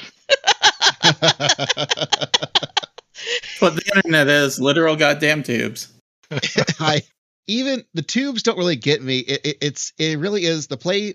I wish the gameplay systems opened up a little bit earlier, but that doesn't bother me as much as the tonal whiplash they would have in this game. Oh man, where I feel it's such indicative of the whole thing when you meet Hope and his mom, and she goes, "Moms are tough," and then immediately falls to her death. Just immediately. That's not the one that sticks with me. The one that sticks with me is where Saz appears to kill himself, and I really wish he had. Like, not because I dislike the character, but because that's such a big swing and such a dark turn that I would have been all in for that. Well, and that's right after he gets his cool summon-related abilities and motorcycle or whatever he got, and he's doing this cool, like, thumbs up, like, yeah, man, I got it. And they immediately transition him trying to kill himself. I'm like, and then they explain why, but I'm like, just tell us linearly. This game is nothing but tubes. Can you tell me the story in nothing but tubes then? If you're gonna tube it, just tube it. We tubing, man. We tubing. Anyways. Like, the gameplay is actually good when they let you have it. When they finally let you play the game. I've heard that phrase so many times. I'm like, that it's a pacing issue, and that's what they chose to do. But it is what it is. It's a really bad pacing issue. It kills most of the fun of the game for me. It's so bad. But there's a game that you can play. You can play it right now. In fact, it even has a free trial up to level 70. You can play through the base game and its first few expansions. It's called Final Fantasy XIV. Crash, dead game. I may not be logged in right now. It kicks ass. I just can't. I can't against 5 of you. It's my favorite game, period. Like, I've not connected to a video game like this. Kingdom Hearts maybe was one I really connected with before, but I mean, I'm on every day. Like, it took me a while to get into it. I mean, I said before, during the 7 demo, I saw Shiva and I fell in love. I didn't log into this game every day until they showed the patch for 6.3.2, and it was Shiva, and I was like, oh crap. And so that's what got me logging in every day. Yeah, I can't say enough good things about Final Fantasy XIV when I was playing it, but I'm currently not playing it, so... You're on the break until the patches are done, and then you'll play for the expansion. Yeah, that's exactly what's going to happen. And I look forward to when the next expansion is about to drop, but I'm kind of done with it for now. Next patch is Tuesday. And it's just because I've been playing it for so long, I'm just burnt out. So if anybody else has any more good things to say about, or bad things, let's hear it. I've taken like small breaks, but when I burn out, I play my other character. But there's always something for me to do that I find entertaining. Like, people that complain that there's nothing to do in this game, then go play something else. If you want to play this game, there's plenty to do. So I had the exact opposite problem as I was playing it. There was too much to do. Like, I got decision paralysis playing this game because there's so many things that I could be doing that I could be spending my time on.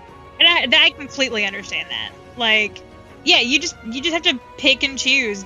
Part of it is the core is very much a solo experience. The main story is you mostly do solo. Sure, there are dungeons and trials you have to do with other people, but you progress by yourself for the most part. And a lot of the optional content is going to be stuff you really need to partner up with people for. So if that's not really your jam, then that's okay. Like, you never really have to do that optional content if that's not really what you want to do. I've talked about it a lot on the Carbuncle Chronicle, but I'm very blessed with having a really good static right now. And were it not for that static, I don't think I would be going through Eureka right now. I popped in by myself years before and really was like, yeah, I'm okay on this. I'm never going to do Eureka. But it just so happens that now that I have a really good group of people, we're having a blast going through Eureka at this point. And if that's just not where you're at, that's fine. You don't have to keep playing it. It does have an ending, more or less. You know, it doesn't have to be a live service for every game if you don't want it to be. If you do, that's cool. But also if you don't, that's cool as well. At the moment, I feel like Final Fantasy XIV is currently the best MMO. It does, in fact, knock World of Warcraft out of the park in terms of being a good game that is fun to play. And I know people who are still addicted to World of Warcraft won't agree with me, but they're wrong, whatever. And I really don't think that Final Fantasy, like, with this most recent expansion, I really felt like Final Fantasy XIV is struggling under its own weight. The fact that it's been going for so long is its own burden. And I don't think that there's going to be another MMO to replace 14 as the new best MMO until Square Enix makes another one, which I hope they do, because I really enjoyed 14.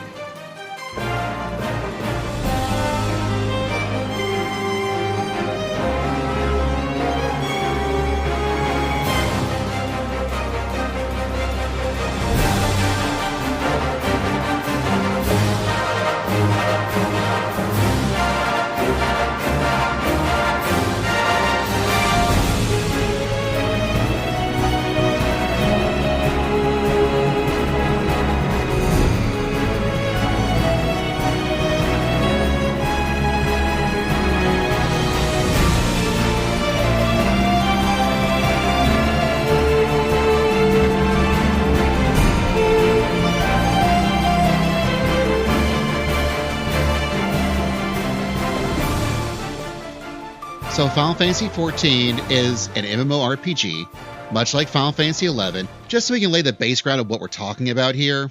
Yeah. That is, it is sort of, in a lot of ways, it is the sequel to Final Fantasy XI, but much like how Final Fantasy XI took a lot of its inspiration for things like Ultima Online and especially EverQuest, Final Fantasy XIV took its initial inspirations from World of Warcraft and Guild Wars 2. And it is one of those things where it's got a really good MMO design, but it also focuses so much more on the single player story than any other MMO does. And that's why it's considered to be so good, because it's got that good story, but it's also got the good MMO other stuff too. Yeah. But clearly we have a lot of thoughts about it, but I will point out that it is the one game that is so good and stays so good that I end up spinning a whole other podcast out about it. If you want to hear more about what we think about Final Fantasy XIV, go listen to the Carbuncle Chronicle. If you want to hear what I think about Final Fantasy XIV, just take me over to a quiet alley where these guys aren't listening. Oh, you've agreed to play this game. We have audio, even if the audio is messed up. You've agreed to play this game. I've agreed to play this game, but for how long is anybody's guess? I'll resub if John subs. I'm not putting money into this game. That's rule number one. I am not doing that. He can play the free trial. And This is also the one singular game that you actually don't have to spend money on playing. You don't actually have to buy it. It does have a free trial. It goes through half the actual game, which is the base game and its first two expansions. And that's the enough stuff in each one is its own RPG by itself. 14 is just ridiculously stacked. but we've also been going for almost 2 hours now.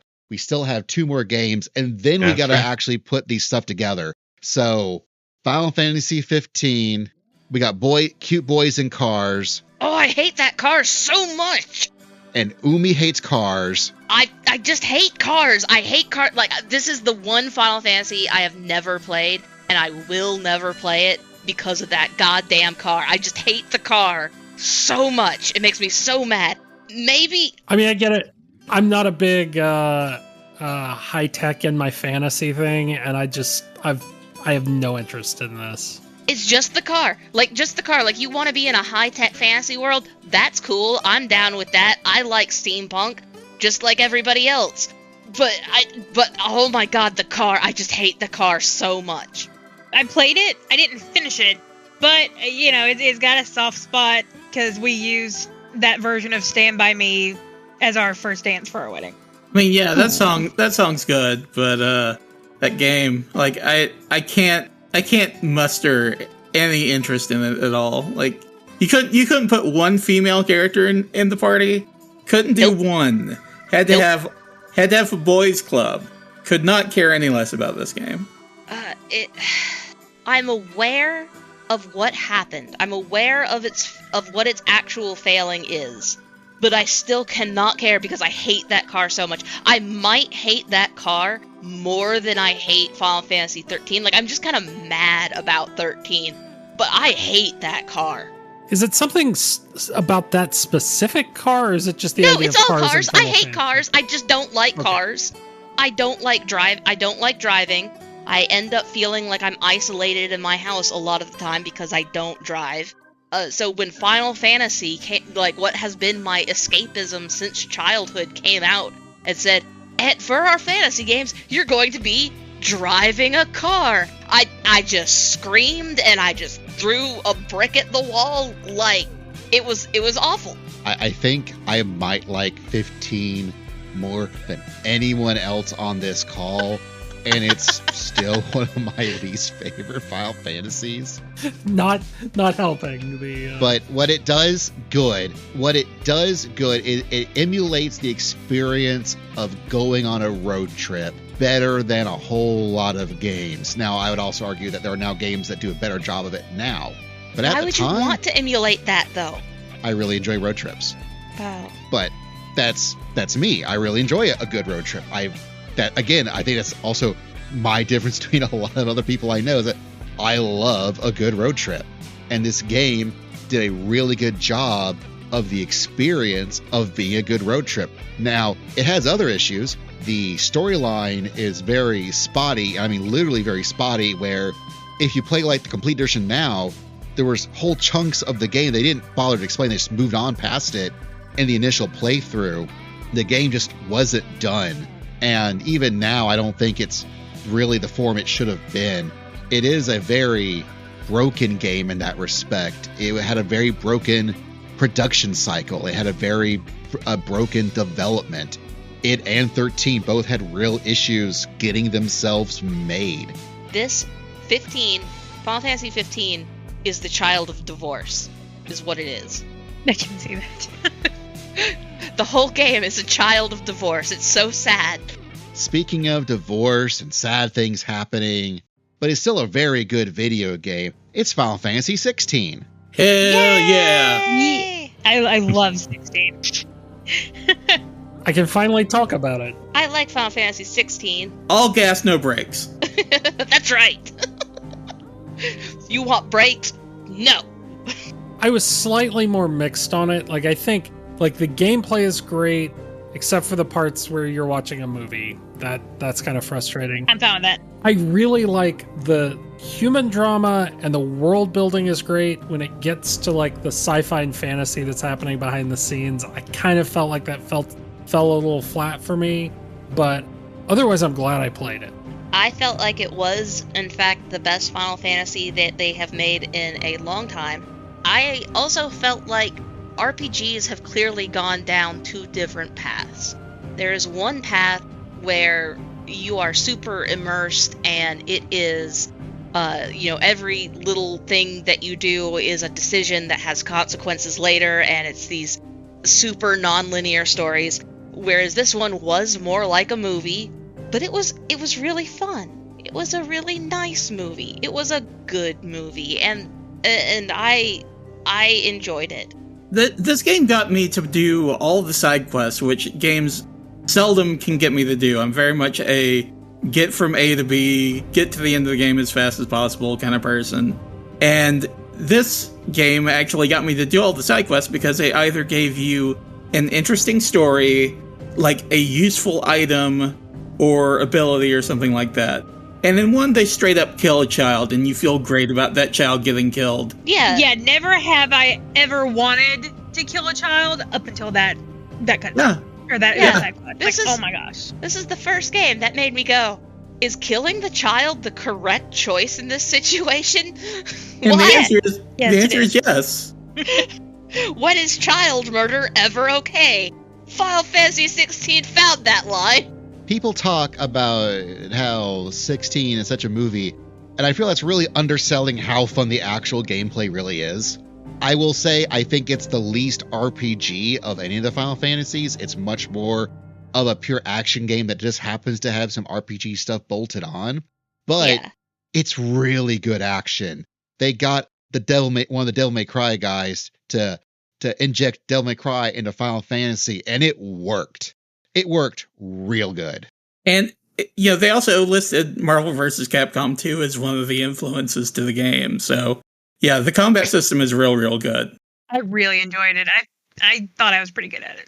And it was very good at it. Very, very good at it. And I just want to reiterate and point out that all the folks that made this good video game are also people behind making Final Fantasy XIV. So I'm just saying that if you like a lot of the stuff that this game, especially with the world building and the story it's telling and the things it's doing as far as that goes, you might enjoy Final Fantasy XIV. All gas, no brakes, baby. The music? Hell yeah. What do we know about Final Fantasy XVII? What has been said about it? Not a word. Not a word. And that's fine, because we don't got time for no 17s. We've already got 18 games we got to actually start ranking. So that's what we're going to do right now. Okay. So, going to the bottom, moving on up top. We've actually put a lot of these already into tiers in our previous panels. So now you just get to reap the fruits of this labor, also because we got like 30 minutes left to record on. In C, and again, we're going from the whole tier that we had the options for was like S through F. We actually ended up only using S through C. Yeah, and I think that's wrong. I think Final Fantasy II needs to be put in F. Boo! Boo! I also disagree. I would also argue that, again, the tiers are just a mechanism to get us to our numerical list. It's not, the tiers actually don't matter. So I'm using these tiers as an example of all these games are good at some level, but we're ranking them within each other. So in tier C, there are two of them, Final Fantasy II and Final Fantasy XV. So my question for you, Umi, is, do you want 2 at the bottom, or do you want the Regalia at the bottom? How much do you hate that card? Oh yeah, I definitely want you need to go ahead and just move 15 down to F tier. Like, I don't think anybody's going to defend it that much. Like, how is 13 not in this? Oh, 13 was because during MomoCon, John moved it up higher. Ah. Yeah, I held 14 hostage. Yeah, I know. That's why I came in. That's the reason we're gonna make him play this game. You heard it here. It's on audio. No, it was 16 that I fell on the 14 sword for. I had to keep it in S. So, just so everyone's clear, in the C bracket, there was only 2 of them, 2 and 15, and so our last 2 of the list is 2, then 15. Okay. Okay. Yeah. Ratified. Moving on to B. Final Fantasy VIII, Final Fantasy V, Final Fantasy XIII, Final Fantasy XI. I'm going to say that in this, I would like to put, for me, I would go 5, 11, 8, 13. I would put 8 above 11. And right now I put it above 5, but I've not finished 5. So the big glaring error that I have seen this whole time, that I've been sitting back on trying not to comment about, but now is the time for it, is that in our tier list, we have Final Fantasy III as an A rank and Final Fantasy V as a B rank. And as much as I love both of these games, I really feel like that should be inverted. That Final Fantasy V should be the A rank, Final Fantasy III should be the B rank. Is anyone opposed to that? Not really. No, if we just swap places, that's cool.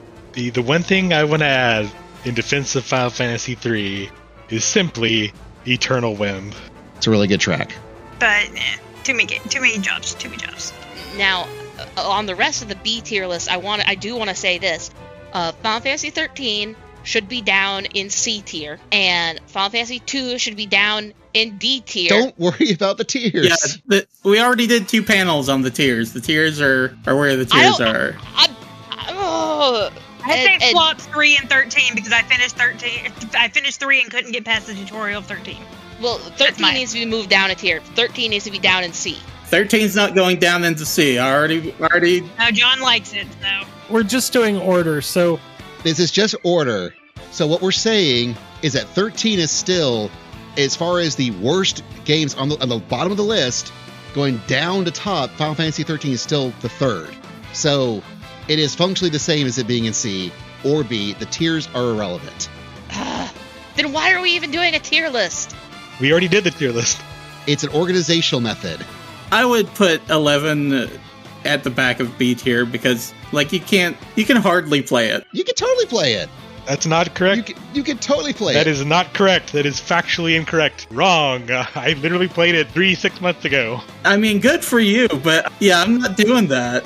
do you have Stockholm Syndrome from 11 at this point? Yes, they do. Yes, they do. Well, you're wrong. That has nothing to do with Stockholm Syndrome. It's not that bad. I would put Final Fantasy XI in the middle of B tier. It does not need to be before Final Fantasy VIII, but it certainly doesn't need to be below 13. It does, because one of these I can just get on a computer and play. The other one, I have to, like, do some fucking witchcraft. You do not have to do that. It is literally easy to install Play Online and just install it. No, thank you. I've done it like No, 5 thank times you. because I have Steam Deck. I have it on 2 computers here. I've done it several times. This is the sword that Tobias will fall on. I don't know why. I don't either. It is not difficult. Final Fantasy XI runs better on computer than Final Fantasy 13 does. Is 11 a cult? It feels like a cult. it's a I'm cult. getting real cult vibes from this. Wait, you're making up lies about it though. Like, it is easy to install. You can just do it. You don't have to say the bullshit from 10 years ago. When have you tried? When is the last time have you tried? I have never tried. I have not made any claims about 11. I'm just concerned. Well, like, just if you there are complaints you can make, sure, but let's make real complaints. Let's don't make up bullshit. Speaking of Strangers of Paradise, bullshit. It should be in B tier. Like, if 11 has issues, sure, but let's actually address real issues and not things that aren't true. Everything I've heard, there's nothing easy about this game. Why? Why are we playing this game? You couldn't play it on PS2 because nobody had that fucking modem. Tons of people played it on PS2. Again, make up real reasons. Hundreds, dozens, tons of people played it. A lot of people played it. This is like the second most popular MMO back in its day. Like, sure, it was eventually outpaced, but like... That's the one I thought would cause the drama. There's also like the other MMO of its day. It was like it in World of Warcraft, and that was it. Why are we doing this? Of the 4 games in B tier, what does everyone think the order of them should be? I don't really care. 3's the only one I've played. I am okay with where it is now. 13, 8, 3, and 11. For me, it is a case of I have B. I actually said how I'd want it, which is 8, 11, 3, and 13.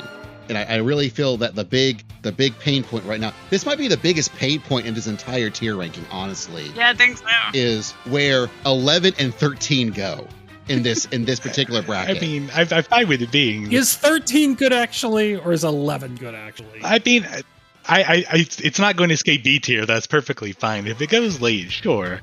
Let's just... Like, it's not going to go down to F tier. Like, just keep it where it is. Let's come to realization that it's going to be a B tier game. So whatever we rank it, I don't think it's like, that's not really the crux of my argument. It's just like, let's actually talk about the game if we're going to talk about it. Let me jump on this 22-year-old MMO. All these games that are like 30 years old, sure. I say, from what I know, I feel like the story of 11 beats out the story of 13. I mean, I just don't care. I don't care. I know bare minimum. I played 13 more than I've played 11. Huh. Well, 13 needs to be down in C tier, so. Umi, Okay. we already did the tiers. The tiers are the tiers. We had 2 panels on them. I know, I'm just saying. How about this? Swap 3 and 13. That way 13 and 11 are in the middle, and just leave it at that. What? No. I don't care. 3 takes the fall for the conflict. No one else is going to listen to this other than us anyway, so. No, move 3 back up over 13. Oh my god, no. Okay, that's acceptable. I know John's going to get probably actually more important games to him up higher. Yeah. And higher Yes. things, so it's fine. Okay, moving on. So we got the B bracket is done. It's 8, 11, 3, and 13. Now into A's, which is 12, 9, 10, and 5. I would probably move 5 up and 10 back, but otherwise I'm pretty okay with this. But what do y'all think? Leave 10 where it is. Of all of these, I've not played 12, so like 9 and 10 are my top. But I'm fine with this. I've not played 9 because someone stole it from me. They borrowed it from me and never gave it back. What? Yeah. I know his name. I remember it. I'll never forget it. Yeah, I think these are all safe bets. Honestly, I within the tier itself, I don't really have strong opinions about where you rank them. No. 12's where it needs to be. Yeah, I'd agree with that. I personally would order it a little bit different, but again, like, not with the burning passion that I want 13 and 8. things to be lower tier than they are. like everything, I'm fine with everything that is in A tier being in A tier, if that's where the tiers are. Yeah, it's gonna end up being order, and I'm okay with this. I've played 5 and a little bit of 12, so I don't have an opinion on most of these. All right, so we're okay with 12, 9, 10, then 5. No, move 10 up ahead of 9. Yeah, I mean, I feel that they're pretty even to me. Okay. All right, so 12, 10, 9, 5. We good? Yeah, I feel like that's the more comfortable. We got 1 tier and less than 20 minutes to go. And this is the most jam-packed one, because at S, because we like these games, we have 6. We have Tactics. We have Lost Odyssey. We have the original Final Fantasy, Final Fantasy VII, Final Fantasy XVI, Final Fantasy XIV, and Final Fantasy IV. 14 needs to go up and Tactics needs to go down. Damn, shots fired. 6 is the best Final Fantasy. Put it at the top, you cowards. I've never played it. I don't care. Nope, 6 can go away. I don't care. Yes, no, 6 needs to be the number 1. I played the opening. I don't care. I care. 6 it needs to be number 1. No, I know. It's so many people like 6. I am fine with keeping 6 number 1. But I do not agree about 14 being that low and Tactics being that high. Well, This is the one we're actually going to murder each other about. yeah, for real. Okay. I will say that I would also be fine putting Tactics, like, right after 14. Tactics is number 1. I mean, I'll say the same thing I said at MomoCon. I like 14 a lot. 14 is a very deeply important game to me. There are some like institutional things that I think put it a little lower than some of the offline single player games. As much as I love it, I wouldn't necessarily disagree with John that Tactics should go above it. I agree with Tobias. I know it's going to feel like a betrayal. I know that Anna's going to kill me. Absolutely hate Tactics. It's a shit game. It is absolutely shit. You're just wrong. You're just wrong on that. No, I'm kidding. Y'all are not wrong. You have your opinion. I have my opinion. I know I'm gonna lose this fight anyway, but I mean, they're all like S tier, so there's no losers in this tier. if you want to swap 14 and Tactics, I can't say anything. But that's as low as I want 14 to be. I mean, I enjoy 14 more than Tactics, but I also play Tactics so hard I can never play a strategy game ever again. So So you've never played Triangle Strategy. I know I need to play that much. Too many games. I mean, we all know Lost Odyssey is going at the top of the list. See, I feel like it should be in the bottom since only one person's played it. Yeah, I feel the same way about Lost Odyssey. Like, if I couldn't, like, Basil left the game in my house for a long, long time, and I still could not be moved to play it. I feel like that is, in fact, a detractor from the game, even if it's just, I never got around to it. So I won't, like, passionately argue that it needs to be on the lower tier. But, maybe it doesn't need to be at the top of the tier. I could say things. That'd make people mad. Yeah. Again, I know it may be the best game. Honestly, we could all play it and think it deserves to be the top. But since none of us have played it, I feel like it should be at the bottom. I do kind of feel like we agree on the top 3. We can't agree on the order, but we at least agree that, Yeah. like... I think that's fair, yeah. And legit, I do agree that 16 is better than 7. And I know that I really enjoyed 16. I still need to do the Leviathan DLC, but... I'm not a 7 enjoyer, but I don't care. Like, I know that is the unpopular opinion. Why do you guys keep saying that you don't care? Like you're doing this, we're talking about this. Care about it. I enjoyed 7. I've enjoyed I've enjoyed Remake, and we need to finish Rebirth. I did like it. I remember liking it when I played it. But I do, and maybe I'll feel differently once once I finish all the remakes and everything and remember everything fresher, because I don't remember a whole lot past the plate falling out. Past us leaving Midgard, I don't remember a whole lot. I mean, honestly, I'm glad that 7 is in S tier. I think I'm okay with that. If it was at the bottom of S tier, I would be okay with it. It is very historically important. I do think there is some overhype, overrated, which kind of brings the overall tone down. Although I'm glad we all have remembered that it is actually an important, historically good game overall. So if it's on the lower end of S, I'm okay with that. I think the first Final Fantasy probably has to go lower because, if you're playing the Pixel Remaster, good for you. If we're talking about the original NES game, that game was rough. I loved that. I loved it, though. That's my childhood you're dragging down the tier. Exactly! Although I'm not going to argue with it too much. The one I am going to argue with is I don't think 16 should be that high. Yeah. It definitely should. I don't feel like any of the other games past it beat it. 7. 4. 7 should be No. higher. 7, it doesn't. 4 should be higher. I enjoyed 4. I really did like. I'm trying to think between stories between 4 and 16. I don't know which one I would say. They both are pretty equal to me. Well, 7 should at least be higher than 14. No. Yes. No. It should. It's historically more important. At this point, I don't know. Final Fantasy was never more important than it was when Final Fantasy VII came out. Just in terms of what it meant to the gaming industry at the time.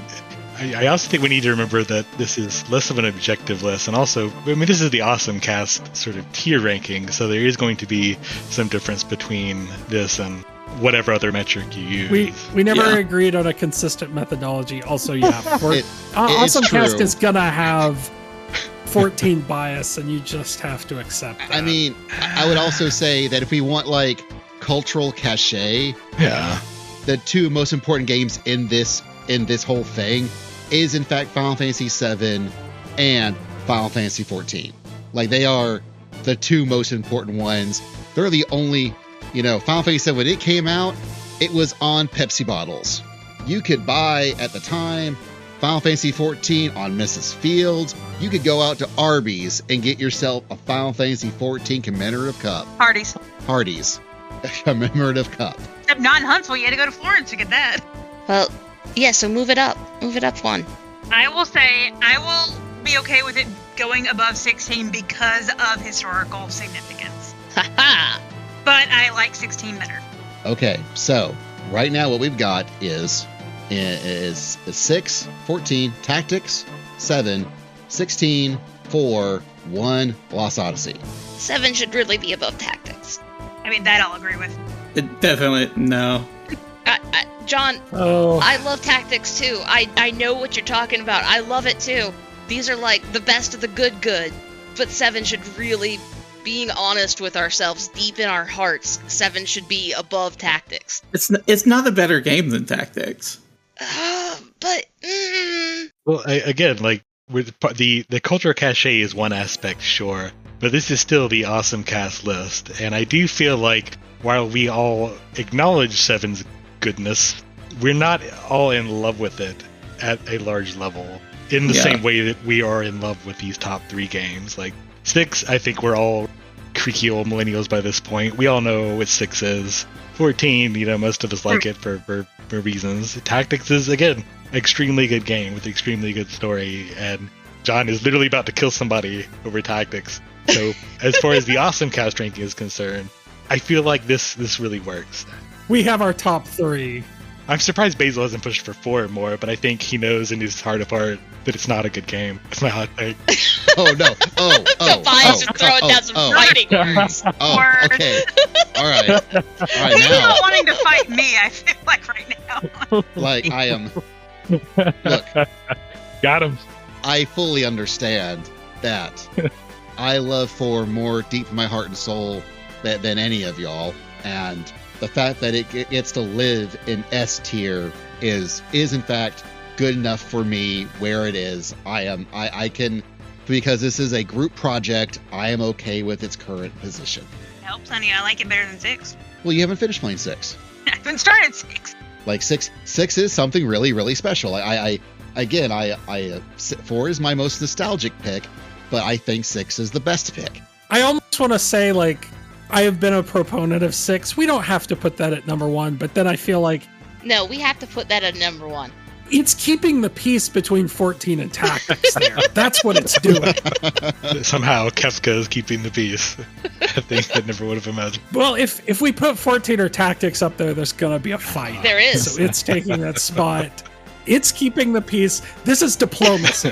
So honestly, like, I know how much 6 means to not even just this group, but I think of like Knuckles and other people that we know. Like, I know how important it is to people. So and just because I haven't played it doesn't mean that I don't know that.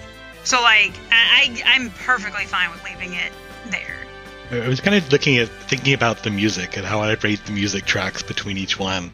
And like, damn, there's so many bangers in this entire tier. Like, all these games have amazing tracks that just, it's really hard to rank them based on that, too. Uematsu and Soken, top tier composed. Yeah, two Soken games here. I mean, 6 is like Uematsu at his top, really. Tactics is like, Tactics sounds different than the other games, but it's like, it's unique in a way that stands out from the other stuff. Like, 7's great, too. And it's like, oh, man, every one of these games, great music, man. Can't lose. Yeah, that is true. Like, all of these games in the top tier are top tier. Even though I said that about 13, I don't think any Final Fantasy game has terrible music. And I honestly think the concept of it being, quote, so anime, I really think there is something about 13's music that it is different. It is very different compared to any other Final Fantasy. It is its own unique thing. And I just don't think we've figured out We had a great time playing it in 3-act rhythm. I think we just haven't quite figured out how to explain how it's different. But it is good, but it is different. No, I think our order is pretty good. And I will say for John, I know is that I don't think any other group would put 16 as high as we've put 16. No, probably not. I agree with 16 being as high as it is. I really, really, really, really like 16. That was one of my favorite games I played the year it came out. Are we going to get outrage clicks from this ranking? Probably. Yeah. I hope so. People listen to our podcast? What? I mean, dozens. They will when people yell about it on Blue Sky or Twitter or whatever. Can you believe these people? Like, again, like I am personally, like, out of all this, like, my brain does flip-flop between 7 and Tactics, but I do kind of agree where they are. No, I think this overall is a good tier, a good overall ranking. So, the greatest Final Fantasy game of all time is Final Fantasy VI. Yay! Followed by 14. Get there one day. Shocked to hear that. Then Tactics, then 7, then 16, then 4, then the OG, then Lost Odyssey, the game that only I love, then 12, then 10. Oh God, is that Chrono Trigger's music? Just broke Final Fantasy VI in half. Oh my God. Look, if Chrono Trigger was in this, We don't play that game too. like, that is, well, Chrono Trigger might be the best RPG. Like, that is an entirely separate thing. But no, we got 6, 14, Tactics, 7, 16, 4, 1, Lost Odyssey, 12, 10, 9, 5, 8, 11, 3, 13, 2, and the worst video game in Final Fantasy of all time is Final Fantasy XV's car. Yeah. Final Fantasy XV's car, yes. Move it down to F tier. I will move it to F tier just because. Well, no, wait. So can we say that Final Fantasy 15 can be in C, but the car can go to F? Is that fair? Yes. Yeah, there we go. 15, then 15's car. Yeah, the car goes to F for fast. But that's my favorite mount. I don't use that mount. Good mount. The Regalia is the worst Final Fantasy. By the way, Amy, don't play patch 7.2 because there might be a new car in this game. Ugh, cars. I hate them. But that one at least is optional. You don't got to use that one. It's not the focus point of the game. All right, folks. We've got it. We've done it. Final Fantasy will never have to be ranked ever again until 17 comes out. Oh, God. Wait, we forgot Crystal Chronicles. Where's Crystal Chronicles? Yeah. Where's Crystal Too Chronicles? late. God. Too late. Look. We already decided. I didn't enjoy that one. I tried real hard. It's S plus tier. I tried loved real Crystal hard. Chronicles. I know, and that's why I tried for you. Aw. I couldn't do it. Well, I think I know of like 3 people who enjoy Final Fantasy Crystal Chronicles. It's me, Basil, and my friend Tobias. who. Yeah, that? now you know 4 people. Now I know 4 people. We have a whole party now. Yeah, let's play. Oh my gosh! Okay, let's play. I really should have played with them when they played. They played for like a few months straight every Tuesday. Yeah, we played last year on the Switch version. It was great. Well, next time you do a playthrough, invite me along. I want to be in on it. Hell yeah.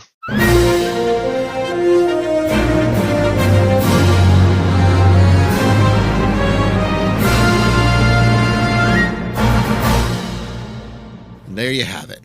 Our ranking of Final Fantasy. All 16 mainline games plus 2 bonus games. And while John tried to sneak in Chrono Trigger there at the end, what really snuck in was Final Fantasy Crystal Chronicles, which on one hand does have Final Fantasy in the name and, importantly, was the first Final Fantasy to come to a mainline Nintendo console since Final Fantasy VI, because, well, Square Enix really wanted to port their WonderSwan games of their versions of Final Fantasy II and beyond to the Game Boy Advance. And Crystal Chronicles was directed by Akitoshi Kawazu, who was the director of Final Fantasy II. So it has just as an important pedigree as any other Final Fantasy, really, if you think about it. But you're not here to talk about Final Fantasy Crystal Chronicles, or rather, I'm not here to talk about it. You did, and you're not here to listen to it, but you just did. Anyways, this has been a production of both the OSMcast, your podcast for everything awesome, but also the Carbuncle Chronicle, your podcast for everything awesome in Final 14. You can find both the podcasts at OSMcast.com, OSMcast.com, as we are both part of the OSMcast family of podcasts, alongside things like the Awesome Quest, when we did tabletop things, or Awesome Table, where Dylan goes through and hosts roundtable discussions about tabletop role-playing games. And of course, John really gets his work in being the greatest living interviewer for all our awesome. You can find all these things at awesomecast.com, including, of course, the mainline show, the Awesomecast, and the Carbuncle Chronicle. We've also got YouTube pages for both the Awesomecast and Carbuncle Chronicle. We ask that you please, if you would please, review us either on iTunes or Spotify or wherever you get your podcasts. Please give us a review with all the stars possible give. We also do have a Discord you can check out and a Patreon where we'll do like actual bonus shows that will not require me to take literally half a year to edit. That would be nice. You'll find those things, again, at the website. We also have a TeePublic if you want to get cool t-shirts and things. This episode was edited by me, Basil. How you doing? How's it going? The theme song was done by our buddy James Inobito. You can find his stuff at djinobito.com. The Carbuncle Chronicle theme was arranged by Anna. You can find the Awesomecast and Carbuncle Chronicle on all very social media platforms you probably want. That's not TikTok because I'm old. I don't understand how that works. At either Awesomecast or Carbuncle Chronicle, or in some cases, Carbicast. Anyway, thank you everyone for listening for so long. Until next time, we're out. But also, never, ever forget, you take the Bone Dragon up north.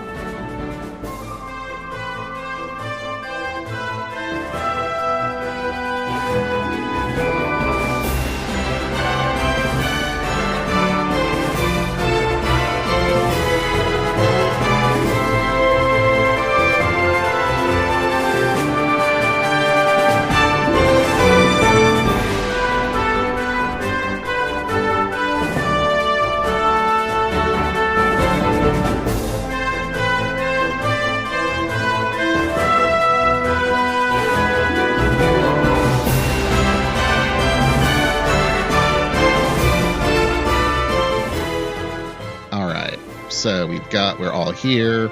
I can hear everyone. Everyone can hear me and everyone else. Oh, never mind. Okay. Hold on. It's good. My window, I thought it closed, but had not actually closed. So I still have Craig the web app here. Cool. Continue. All right. Excellent. Cool. Let me pull up my thing. Hell yeah. Man, we horny tonight. Damn. I mean, that's just the OSMcast, honestly. Okay.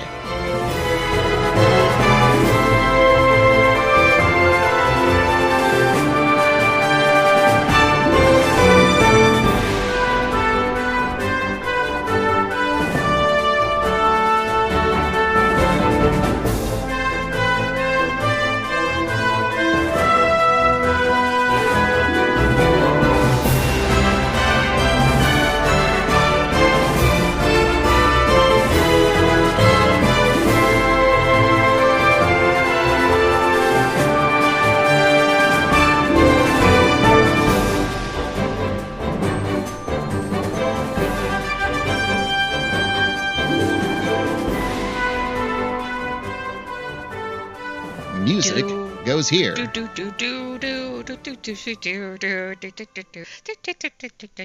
I'm not Kevin, so I can't do the thing that he does. Now we have no bacon, no hope, no cash.